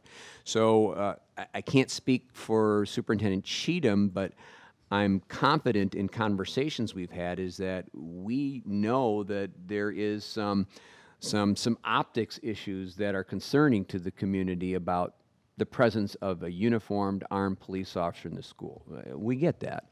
And so what we're trying to do is see how we can be more of a complementary piece in achieving the long-term objectives that the district wants, namely more kids graduating, less kids being suspended or expelled, test scores going up. That's all good. And what is, I don't want to be lost in this, is that much like a neighborhood officer who has a 4-year stint, the EROs have to try out for this for 4 years. They start with a freshman class and they graduate with them in 4 years in an opportunity to build relationships and to be a resource literally for classes, to have candid and courageous conversations. The people that aspire to that are not the kind, because they'd be ferreted out, to play gotcha with kids. That's not helping anything or anyone. They're a complementary piece. They work with the school administration. By the way, they're interviewed by the school administration, MMSD, and usually there's a community member that sits on that board. So it's a competitive process in which we don't identify the ERO. The process led by MMSD, in which we're a contributing member, that ultimately determines who the best, most suitable candidates for that are. And so obviously we're always looking through a lens of systems improvements. As long as there's a perception that the EROs are not beneficial, we've got a job to do. And rather than say that's somebody else's problem, no, that's our problem too. These perceptions are very real, and we can't minimize those. We have to deal with those. And so it'll be interesting to see what ultimately the school board decides to do in April, because should they choose, they can literally walk away from the final year of a 3-year contract this April. And that's completely in their hemisphere of control. Nothing that I can do. That's contractual. Well, we've kept the The chief's here for over an hour and a half already, so I would suggest that unless someone else has another burning question or comment that they'd really like to raise, that we let them go. So, anybody have anything else they want to follow up real quickly before we move on to the next agenda item? Any? Okay, Christian. I wanted to respect your time, so I was gonna hold off. But I mean, accountability and transparency are gonna be really key and fundamental to bolstering trust. Mm-hmm. And OIR suggested strongly that like one of their main things that they wanted us to implement right away was the civilian review board, and sort of like what Mario alluded to. Well, let me take a step back. First off, Chief, thank you for being here. Sure. And your command staff. Thanks for being an advocate for the Latino community as well. That's much appreciated. You've been very visible in that regard. But we do know that the police department's job is to provide public safety to all citizens in the city. Which leads me to the next point, is that I am a little bit concerned of where the direction of the conversation about where the civilian review board would be potentially skirted to a committee within the city. I think it needs to be a strong, robust review board. I'm a member of the League of United Latin American Citizens, which is LULAC is short for that, and it's the largest and oldest Latino civil rights organization in the country. And they have a very strong stance that municipalities as well as counties should implement these review boards in the event that it would encourage citizens to chase after grievances that they have. Sure. Which is a huge aspect. If somebody feels disrespected on the street, or maybe something criminal happened to them from an officer, and then it just goes under the carpet, that is unacceptable, and it deteriorates, that trust level. Surely. That it looks like everybody at this table, including you, wants to improve upon. So. And Christian, I did not mean to suggest by any means that the PSRC was the way to go. I'm just saying, I was asked sort of what sort of improvisations could I see on a theme that would have less fiscal restraints, perhaps on an annual basis, but whatever that oversight, however it is constituted or comprised, we do not stand in opposition to that. Yeah. Based on the report, you sounded pretty right. Not neutral, but you were like willing to be flexible as to how things played out based on the recommendation that we have, Common Council, Mayor, et cetera. But this conversation is important that we're having with you, because this is sort of like a launching pad for us. It's going to shape some conversations that we're going to have moving forward as we develop our recommendations. So I want us to be very mindful of the fact that a civilian review board is a really central place where we could have more accountability, more transparency, more people in the community to feel like things that occurred can be addressed in an equitable and just way. So I think it's important for me to just state that if we go that route, we should have that review board be empowered with subpoena power, having hearings, being able to investigate things. But another crucial element is to, and maybe this is where deeper conversations would be had with the department, is being able to have their recommendations for discipline be a part of what the department would do.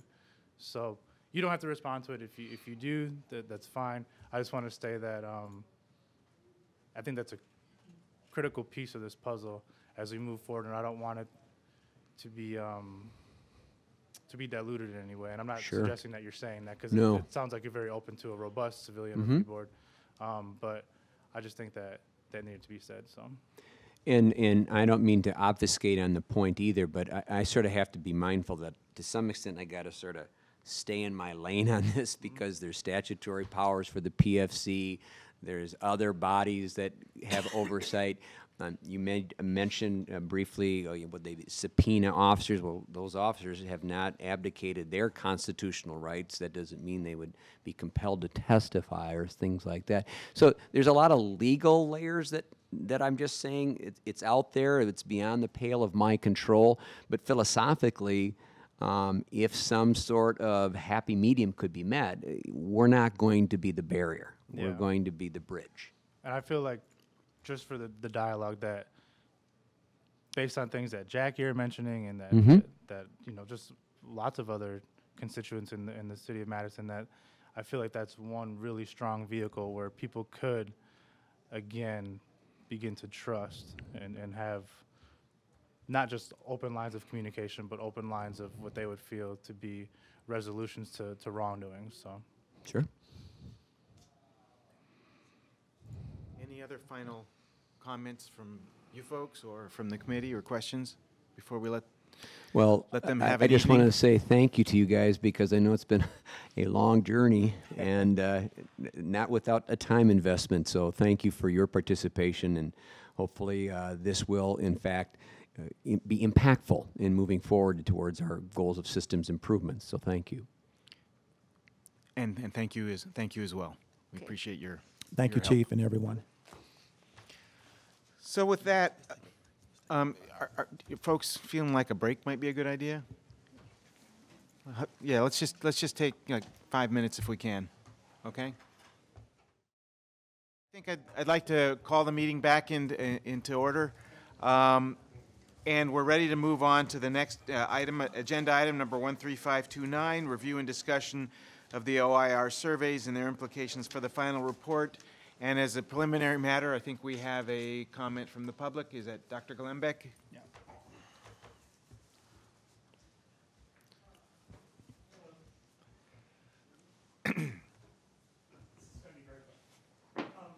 Virtually all polls are processed to account for demographics, to reweight based on demographics of the respondents. Any self-respecting polling organization does this. Few people of color filled out the community survey. The respondents were very disproportionately white, much more so than percentage in the population. Very few young people filled out the survey, etc. Basically, people most impacted largely did not participate in the survey. You should have a statistician or polling analyst properly process and analyze the survey results. Without further analysis, it suffers from the same problem that MPD surveys suffer from. They're predominantly filled out by older white homeowners, disproportionately women, disproportionately people who spend a lot of time alone at home, and not by people from communities most impacted. Thank you. Thank you.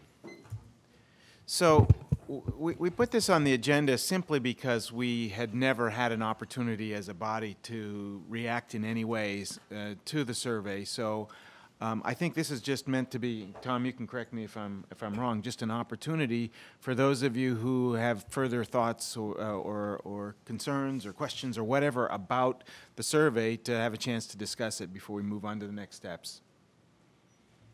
So it's not driven by any agenda, although I will say that I did notice myself what Dr. Glembeck is pointing out is that it's not, the responses are not particularly representative of the affected communities. But we would like to get some feedback from you guys, in terms of what you think of it.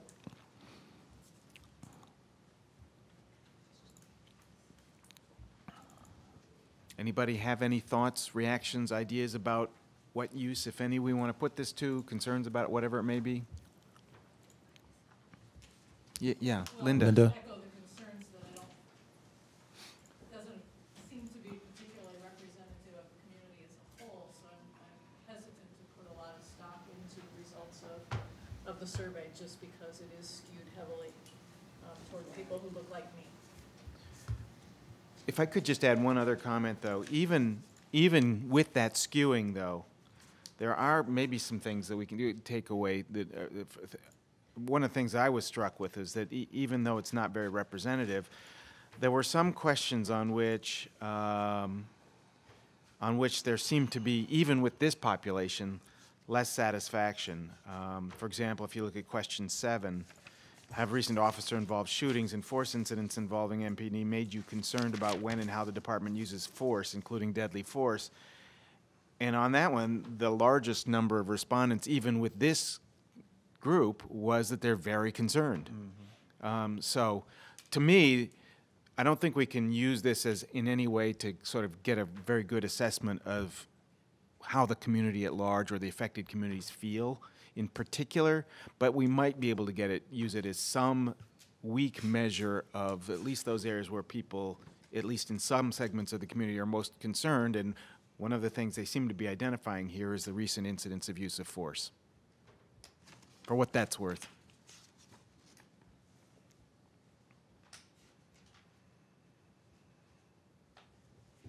Any other thoughts? If not, I don't know that we need to belabor it. Tom, did you have anything else you wanted to add? No, I was just going to add to the committee that if you look at question number 11, for those of you who have it in front of you, that question was, to the best of your knowledge, do MPD officers deal appropriately or not with the special needs of the mentally ill, homeless, and other at-risk groups in the city? And what I found interesting was the response. As you look at it, you were looking at 25%. 0.16 that said definitely appropriately, but then just beneath that, under mostly appropriately, 24.9, and then of course people not sure, 26.8. That's interesting. I really, on that particular question, I would like to hear others' opinions on that. To the best of your knowledge is so vague. That could be one experience in 20 or 0, and it's hard to put meaning in that. Again, I think what I said before maybe has some applicability here, which is that even with this select group of respondents, this is one where there seemed to be less confidence that the police department were responding with well. Yeah, Sue. People in the general population, and I'm generalizing, which is what I don't like to have happen, but people don't know unless they have a friend or a family member with mental illness. So they just go by what they hear in the media, So, but I come from a background with a mentally ill family member, and for the most part, I'm also involved in the CIT, the Crisis Intervention Team Training, which just had a big article on the paper not too long ago. So I think that MPD does a relatively good job. I mean, I'm impressed with the way that they're now taking the social worker with, the crisis worker, and they've got 2 other people that are joining her now. So that is a good thing. We used to have that years ago, and now the pendulum was switched and we have that again. But I think that it's a problem of resources and how people can access those resources. So MPD is making a valiant try to cope with all of the things that come along, the behaviors that come along with mental illness. But I think that we as a community really need to have more resources available, and I think that's when we'll notice a difference. Jackie? I know that if there had been more participants of the minority community, these numbers would look a lot different than they look right now. And as far as, like I was thinking about this when the chief was saying how the police department is getting, is having to respond to the call because the other entities or the other resources aren't there. And I don't know, like what I feel and what I believe still is that it's subjective. And because of that subjectivity, all of the data is screwed. Right. Because from the lens that, again, it just depends on the lens that you're viewing it through. So, and like, I don't know, I guess maybe maybe the police department should just do policing, you know, because it sounds like, you know, like it's a huge task to try to take on, diagnosing and treating and, you know, determining what's a crisis or what's a mental health break, you know, like, that's a lot. And even when you bring a trained social worker along, that person is gonna be subject to their own views and perceptions as well. So, like, all the way around the board, I just keep seeing that this information, when you see it through a different lens, would look different.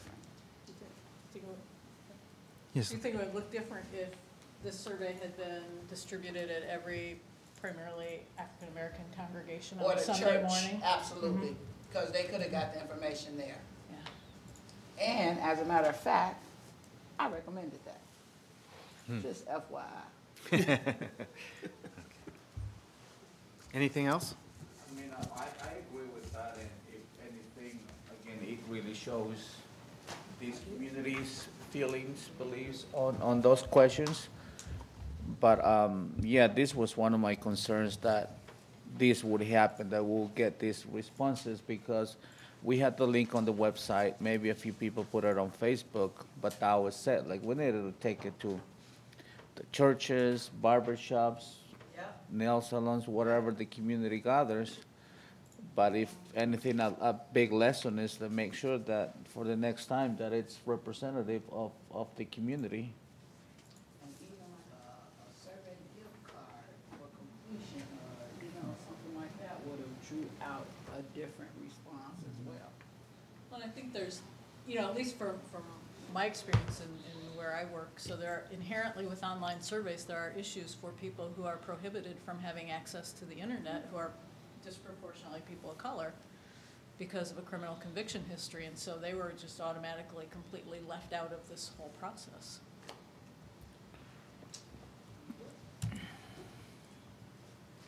Okay. Anyone else? If not, shall we move on to the final item? Okay, so what we've got here is discussion of the committee's process for moving forward and plans for what the final product will look like. I don't think we have any public comments on this. We do not. Okay, so this is basically our chance to talk about, okay, now what? Where do we go next? What's our process? And let me just, if I may, just offer a few preliminary thoughts about this. Tom and I have talked about this a little bit. We had at one point talked about the need to get community input on this, on the OIR report and the police response, that we had talked about perhaps doing some kind of town hall meeting or public forum or something like that. So I want to throw out to the group whether we want to do that as one of our next steps. My own view is, for what it's worth, is that before we can start making any decisions on even what we want to do with this report, I feel like we kind of need to finish the process of collecting data, which we've at least talked about would be getting this public community input. So is that what we want to do? If so, how do we want to do it? What's our next steps? Other ideas for moving forward, for educating ourselves are also, it seems to me like the central recommendation of this whole report is the independent auditor with the Civilian Oversight Board. And there are so many questions that I think a lot of us still have as to how that would work, what that might look like. One thought I had, and I just throw this out to generate discussion, is that OIR had identified the Denver model as being the most appropriate one for us to look to. Would we as a body like to invite the independent auditor from Denver to address our group, to talk about what they do, how they do it, how it might be adapted here, that kind of thing? So I use this, I want to begin this conversation this way just by sort of throwing out some of the initial ideas that Tom and I have talked about. And I now want to throw it out to the group for discussion, and if someone wants to make a motion about where we go next or whatever it may be, here's your chance. So let's engage on the question of what do we do next? Do we want to have more respondents to the questions?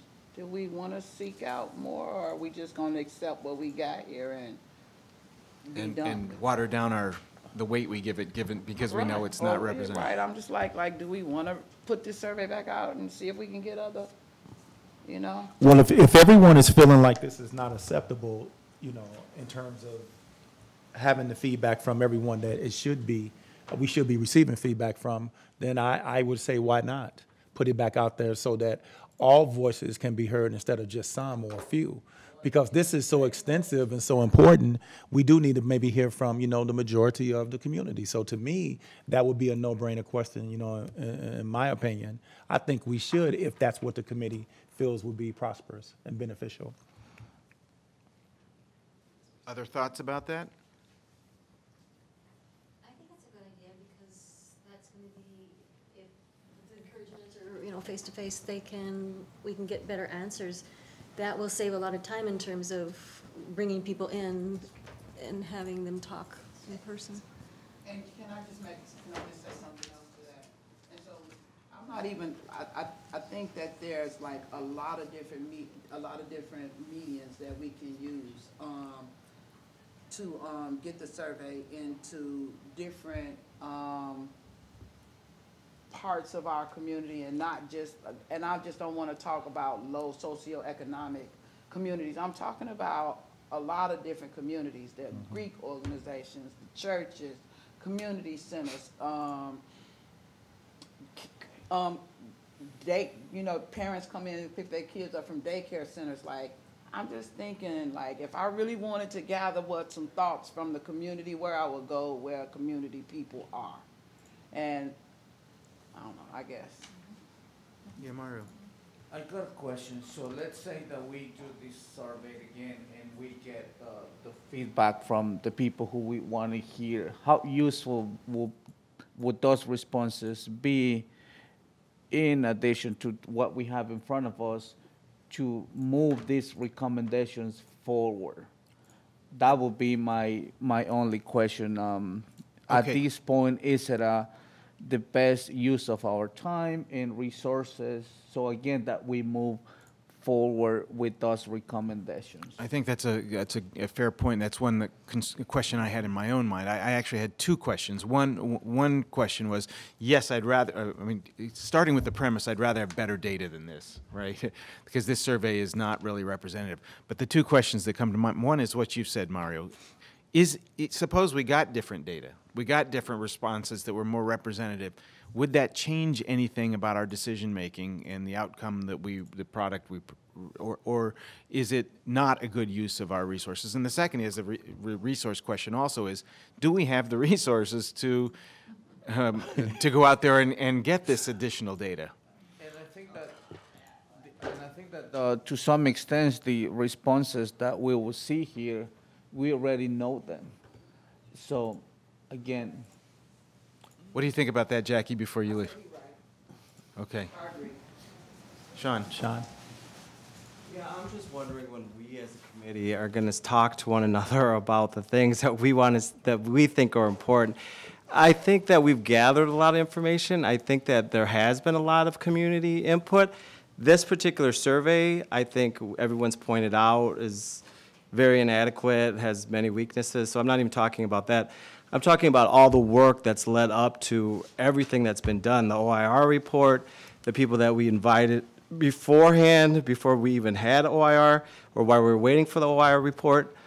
I think at some point, it's important for the committee, for us to speak to one another about the recommendations and what we think, and you laid one out, which is that civilian oversight is obviously crucial, but there's other areas that I think we could all come to agreement or at least discuss. I think that would be a really good base for us to start talking about what we really want to do moving forward. I think the more and more, like, trying to do surveys, town halls, et cetera, I don't know. I don't know how much that's going to help the process. I mean, I think most of us already have a pretty good idea. And was it expressed tonight as well to the officers, you know, about where we see weaknesses? So I would like for us to start having a discussion as a committee about the things we think are really important, the things we want to be recommending to the city council, because I already think that many of us have a good idea of what needs to be done or what recommendations we'd like to see. I agree. I agree with that one too. Yep. Yeah, go ahead, Marcy. Sorry, I just wanted to interject. I was just pulling up the OIR contract to see what it said about community engagement. And in the contract, it specifically says that all of their outreach and community engagement efforts shall ensure that all segments of the Madison community can be heard. So, I mean, I think it's within your purview. We have only 2 more weeks left in the contract, but to go back to OIR if you so choose and say, this is, the city can tell, if you instruct me to do so, I can reach out to them and say, the contract indicates this. We understand that it's not complete. Can you somehow in the next 2 weeks at least attempt to meet your contract goals? And we feel that this is the way to do it. And I don't know if it's possible in the next 2 weeks, but I mean, I think it's clear in the contract that they're supposed to ensure that all segments are met. And if Jackie did tell them, I don't know what all went down and what, they were told and asked to do and what was and wasn't done and what is and isn't possible, but I'm more than happy to reach back out to OIR and say, this is what's in the contract. The committee is looking for this. Is there a reason why this didn't occur? And just see what their response is. And if that's something you're interested in doing as a committee. Oh, well, I was just wondering, is it the intention of getting the community's input on the final recommendations from OIR? Is that what we're trying to get from our community? Well, the idea was, what I thought we had talked about before, but no decisions are made. I'm not saying this is preordained, but I thought what we had talked about was that it would be, that we might want to go and provide a forum for community members to react to the OIR recommendations and the Madison Police Department's response. Okay. I mean, the only question I sympathize with your impatience to get moving on this. We've been gathering a lot of information. I just want to throw out one other question though, and that is one of the things we keep talking about is that there needs to be open dialogue with the community, and one of the things the police department are being criticized for is not having done that enough. And I just wonder about the optics of us moving forward saying we know, when we haven't provided more of a formalized structure for hearing from community members. I'm perfectly happy to be persuaded that we don't need it, but I just wanted us to throw that into the hopper to think about. Do we need to at least, does it look wrong, feel wrong, not to provide that formalized opportunity? Sean? So I would say that I think that's a good point, but I'm really trying to imagine when you say getting community input, what that's going to look like, what specific communities we're going to reach, how long that's going to take, what kind of forums, what kind of give back and forth that's going to be. There's lots of communities that are impacted by the Madison Police Department. It's just not African Americans, it's just not Latinos, it's just not Native Americans, it's not Asians. There's different socioeconomic groups, there's refugees. There's all sorts of groups that have different relationships with the police department. So I'm just trying to figure out, how you're going to reach all those in a realistic time frame where we really want to get feedback from. Because when you say we want the community input on 148 recommendations, I hear you. I mean, that could be another. In all honesty, that could be months. That could be really months if you really want community members to go through the recommendations and be like, hey, I like that one, I like this one, and the different community groups, not to mention the LGBTQ, I mean, just the homeless. I mean, there's so many communities, and I kind of feel like, one of the reasons that we're on the committee, or one of the main reasons we're on the committee is we're supposed to try and bring our expertise from the communities that we may have connections with, that we have some kind of dialogue with, that we kind of know their concerns. And it's not some elitist thing where we're like saying we know what's best, but I think we have an idea of the communities that are not having trusting relationships with the police department, that feel oppressed by the police department. I think many of us, if not all of us, have an idea of why those things exist and how those things might be remedied without us having to go on this listening session, which I think could really drag out and really delay the process if you really, really want to get community input from all communities. Because it's one thing to say, I want community input, but to me, community means so many different things, even within a specific community. The African-American community and Latino community are not monolithic. There's sub-communities within them. So I'm trying to get a handle on how that would really assist us in pushing forward with getting recommendations to the city council. Because I think that and I'm one of those people, I think there's a certain amount of people that are getting impatient with the process, like what is going on, when is something actually going to start being implemented? You asked the police department tonight, or I think it was Tom who asked the police department tonight, what's a timetable here for things that you can actually get done? We actually want to see things get done. We actually want to see things implemented. And I think the further and further we delay things, I don't think that that's necessarily the best thing for this process. I think at some point, and I feel like we've reached a point where we have a lot of information. And this is a well-informed committee with a lot of connections to different communities, with a lot of different expertise. I think we could come together and start putting things together as a committee about what we think needs to be recommended for improvement for the police department. I think we're at that point. That's a good point. Go ahead, Jerry, you were going to say something? I was just going to say, no, that's a great point. I definitely agree with you. Because if you think about it, we do have the information.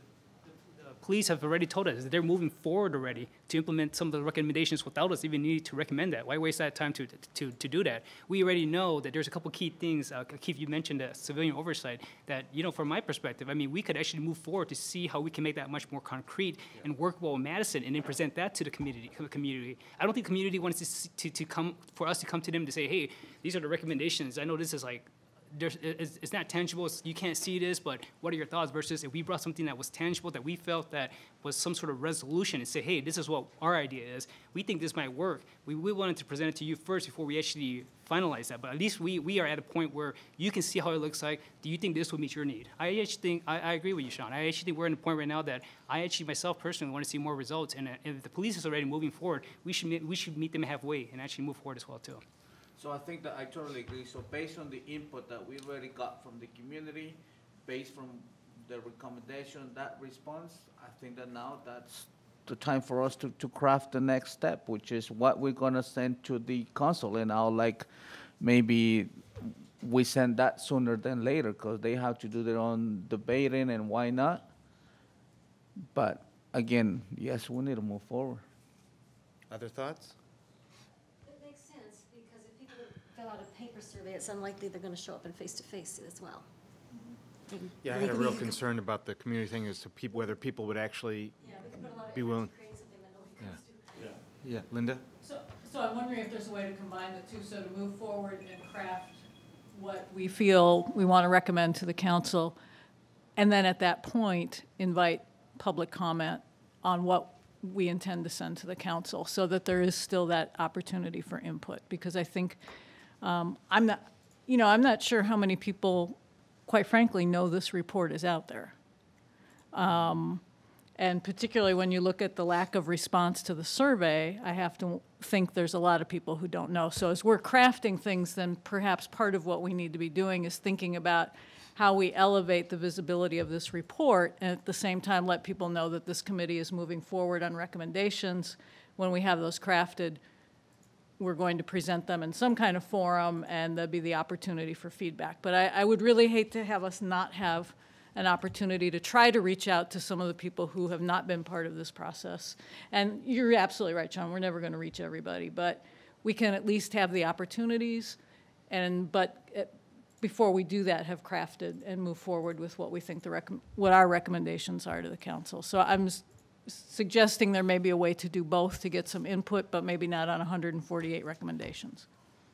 So maybe when we have, let's say, a package with what we send to the city council, that's when we might be able to hopefully invite back some of the people who came here and talk to us about the work that they do and their interactions with MPD, and just give them a heads up, and hopefully if there are changes that we can do before we send it to city council, we do it.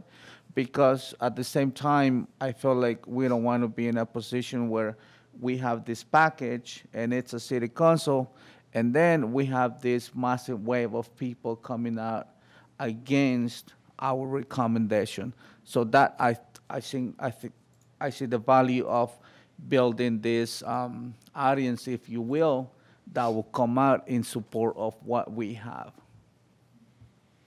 So it sounds like I'm hearing pretty much consensus in the group that we're itching to get into a discussion about the specific recommendations.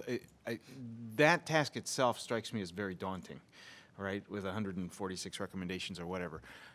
What I propose is that, and I started this process earlier, but I haven't finished it, is because it seems to me that the Madison Police Department agrees with a pretty big number of these recommendations, that we maybe don't need to spend time discussing those. So what I was planning to do was go through that report and the police department's response and identify those areas where they have already endorsed it, where they embrace the idea, and so that we can focus on the ones where they're on the fence or where they're objecting, and that we can then go through those and have a discussion about them. Does that sound like a productive thing to do, a way to proceed with this, Linda? I think it sounds productive. I guess I would also, I'm going to ask then, would we, for those things to which the department has said it's an agreement, then would that be part of our formal recommendations? We don't need to discuss them, but would our formal recommendation then be that they continue to move forward on those items that they have identified they're in agreement with or already working on, so that there's still some pressure that they continue to move forward? I think that's a good point, and I would propose that yes, unless somebody here objects to one of those for some reason or other, then they can be free to move that we remove that from our recommendations, and we can debate it and vote on it. But I would suggest that we operate with the presumption that if OIR and NPD are in agreement on it, we are too, unless somebody objects, and that would be part of our recommendations. Does that sound? One thing to interject, there are several in the report where the police department, they're in agreement, but they're not sure how to proceed. Like the daily logs is just one example. So I don't know if you can provide, maybe look at those ones where they're asking for direction too, and come up with some I'll direction. flag those as well, Okay. so that we can discuss those if we want to. Sean? And then there was also like several that the city attorney's office had concerns about because of the collective bargaining agreement. I mean, I think it was almost double digits where they threw out the collective bargaining things as well. And that was not from the police department, that was from the city attorney saying, we don't know if this is even feasible. So I'm not sure how we'd like to handle those. It seems to me the most we can do with those is if we think they're a good idea, we include them in our recommendations and urge that the city in their negotiations try to accomplish them. If they can, they can. If they can't, they can't. But if we think they're a good idea, we can endorse them, right? So what I'm hearing from the group, correct me if I'm wrong, but it sounds like what you'd like to do is at the next meeting begin with that list of whatever's still up for grabs, up for debate, and start going through them. So maybe we could just make that be the primary focus of our next meeting. I for one, think that it's going to be important for us to address the independent auditor question, right? That's OIR's made it clear that's their central recommendation. And I, for one, feel like I need more information about that. So I would really like to hear from somebody like Denver. So how do folks feel about inviting the Denver independent auditor to address us at the next meeting, and so that would be part of the meeting? We hear about that, we can get questions answered about that, and that would then fold into our discussion about that or whatever other contentious items there might be. So that brings up another question then. Then the question would be, would we be trying to prioritize our recommendations based on the feedback or the information that we receive from them? Or will we already have it prioritized and then want to just say, what do you think of, after their presentation, what do you think of what we have here that's on paper? What do you think? I have a question, Keith. Yeah. Because the MPD's response is like close to 70 pages, I think, and that don't know if everybody had a chance to mull over that in detail. Are you going to be providing like an Excel sheet or a Word doc that states out like Yeah. where they've said, okay, OIR, we see eye to eye, we don't need to Yeah, disagree that's on what, that? that's the idea, is that's what I would try to, I will try to pull that together. And then, I assume we can send that around, something like that? Rachel can provide it. And then others can check it to see if they think I've got it right. Yeah, And would if you- you it want to would- amend it, we can amend it, whatever. But it just would be a starting point Yeah. to help us whittle down what we really need to talk about. Yeah, and if you wouldn't mind doing it like a yay, nay. Yep. Not sure. Yep. Kind of thing, okay, awesome. Yep. I'm curious about the logistics of bringing the Denver person here. Is there, I mean, would that be something we have to pay for? Yeah, I actually asked that question. Good question, Kim. I actually asked Gloria to check on the available funding for that, and she's going to get back to us. She's in the process of checking on that. That was one of the questions I asked her tonight. So she's checking on that for us, so she'll get back to us relatively quick, I'm sure. And if there's no budget left, we could presumably do a free video hookup, right? And I know that Chief Wall has reached out to Denver and has talked to, I don't know if you know, Mary, who he's talked to, but I know he's talked to them and they've been open to discussing it and sharing it. I don't know with the time change and, what time would work if they're willing to just call in, but I know they've been open with the Chief Wall and sharing. I don't think there's funding. Video conferencing availability too, so we could, I think we did that at one of our previous meetings. We have to do it, probably not here, but in either the city county building, or I think we did it at water utility to utilize the city facilities, but it would be a little bit better than just a teleconference if we have a video we could do video conference. So what do folks think? Any reactions to that idea of inviting the Denver auditor? I think that's a good idea. Anyone object? Okay, I don't think we need a formal motion or anything on that, do we? No, I don't think so. No. Okay. I think we should probably have a backup plan if they're not available in March. Well, if they're not available for our next meeting, then we'll just go into the discussion Sean has proposed, where we start discussing the specific recommendations and what we endorse and what we don't and whatnot. So Keith, another thought in MPD's response, there are a couple times where the response is that they ask OIR for more information into those specific items and see how other departments are doing what's stated in that recommendation. So I think that we are along those lines is that conversation with Right. Denver, but there are other items as well, like, for example, like one, it's that community policing, like community engagement, community relations, like even the use of force, like Yeah. what other departments are doing and what can we learn from them, like now? My understanding from my quick conversation with Marcy is that OIR has not responded yet. Well, they've got 2 more weeks on their contract, so I think we want to follow up with them and get their responses Right. before the clock runs out on them. Right. And then, of course, we'd want to share those with the whole committee. Right. Is that responsive to your? Yeah, but I'm saying also that there might be other topics that we might need to talk to other people who are already doing it. Who are what? Who are already implementing some of Oh, yeah, those. yeah.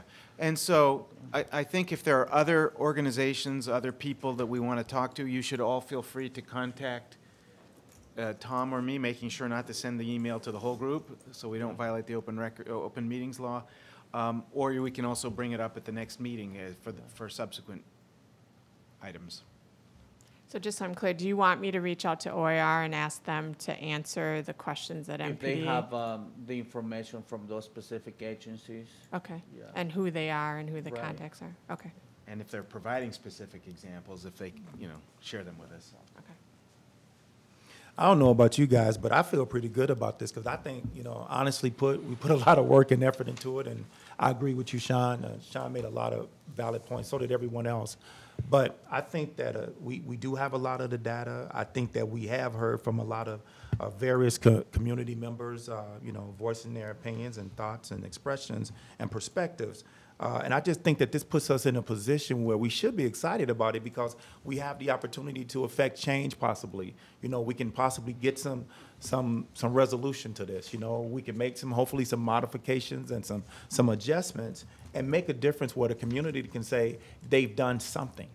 You know, and I just think, to me, the most important people that stand out in this at the end of the day are the community. We need to have something that's solid, that's substantive, that the community says they did something. They brought us some kind of resolution.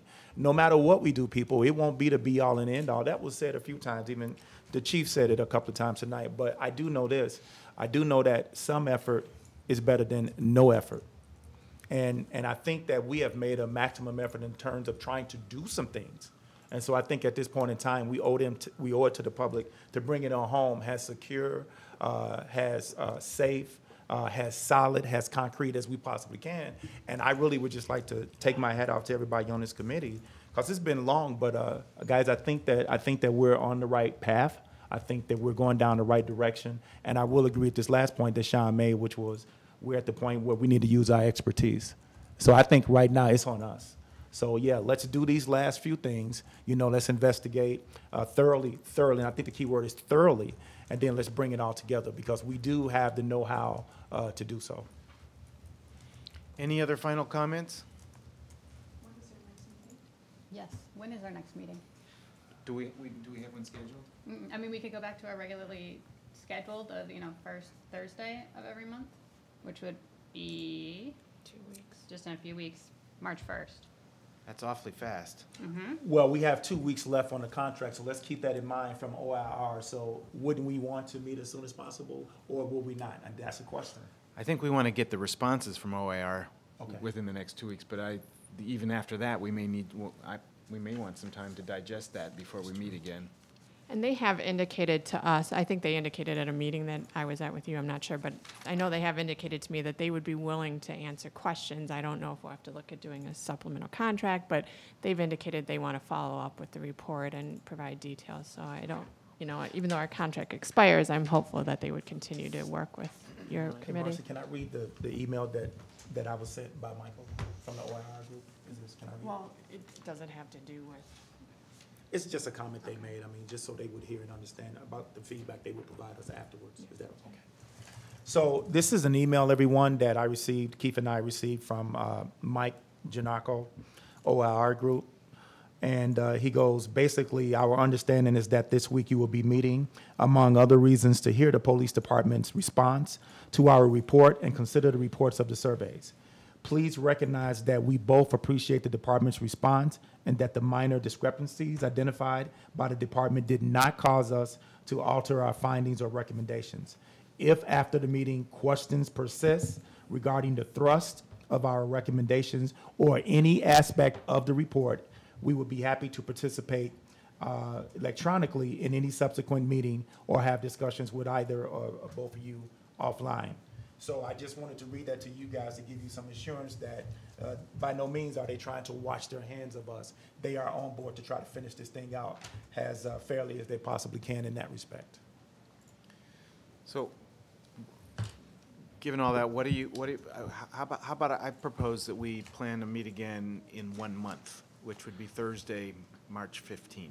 How does that sound? Mr. Chairman, I was going to say, I'm going to be out of town on the 15th. Not that you have to schedule around me being gone. I'd love to be here, but. Oh, well, we'd love to have you here. Yeah. You can join me on Skype. Yeah. But I'll be in California that week, so just an FYI. Any other dates people want to propose? I know I could be here on the 15th, but I couldn't be here until 6 o'clock. I have another meeting. Okay. Other dates? What about the 22nd?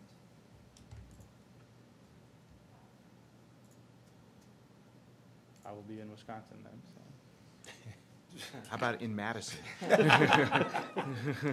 I'll be in Madison. Okay. Linda, how does the 22nd look to you? I think that looks good. Anyone have a Sean? problem with March 22nd? March 22nd is fine. I'm available any day. Mario, Good. Jerry, Sue, Kim? Rachel? I'm available whenever you. Okay. All right, good. So let's plan on, what time do you want to meet? Do you like the 5 o'clock start, or do you prefer the 5:30? It's a little easier. Could we do, 5:30 is easier for me as well, but.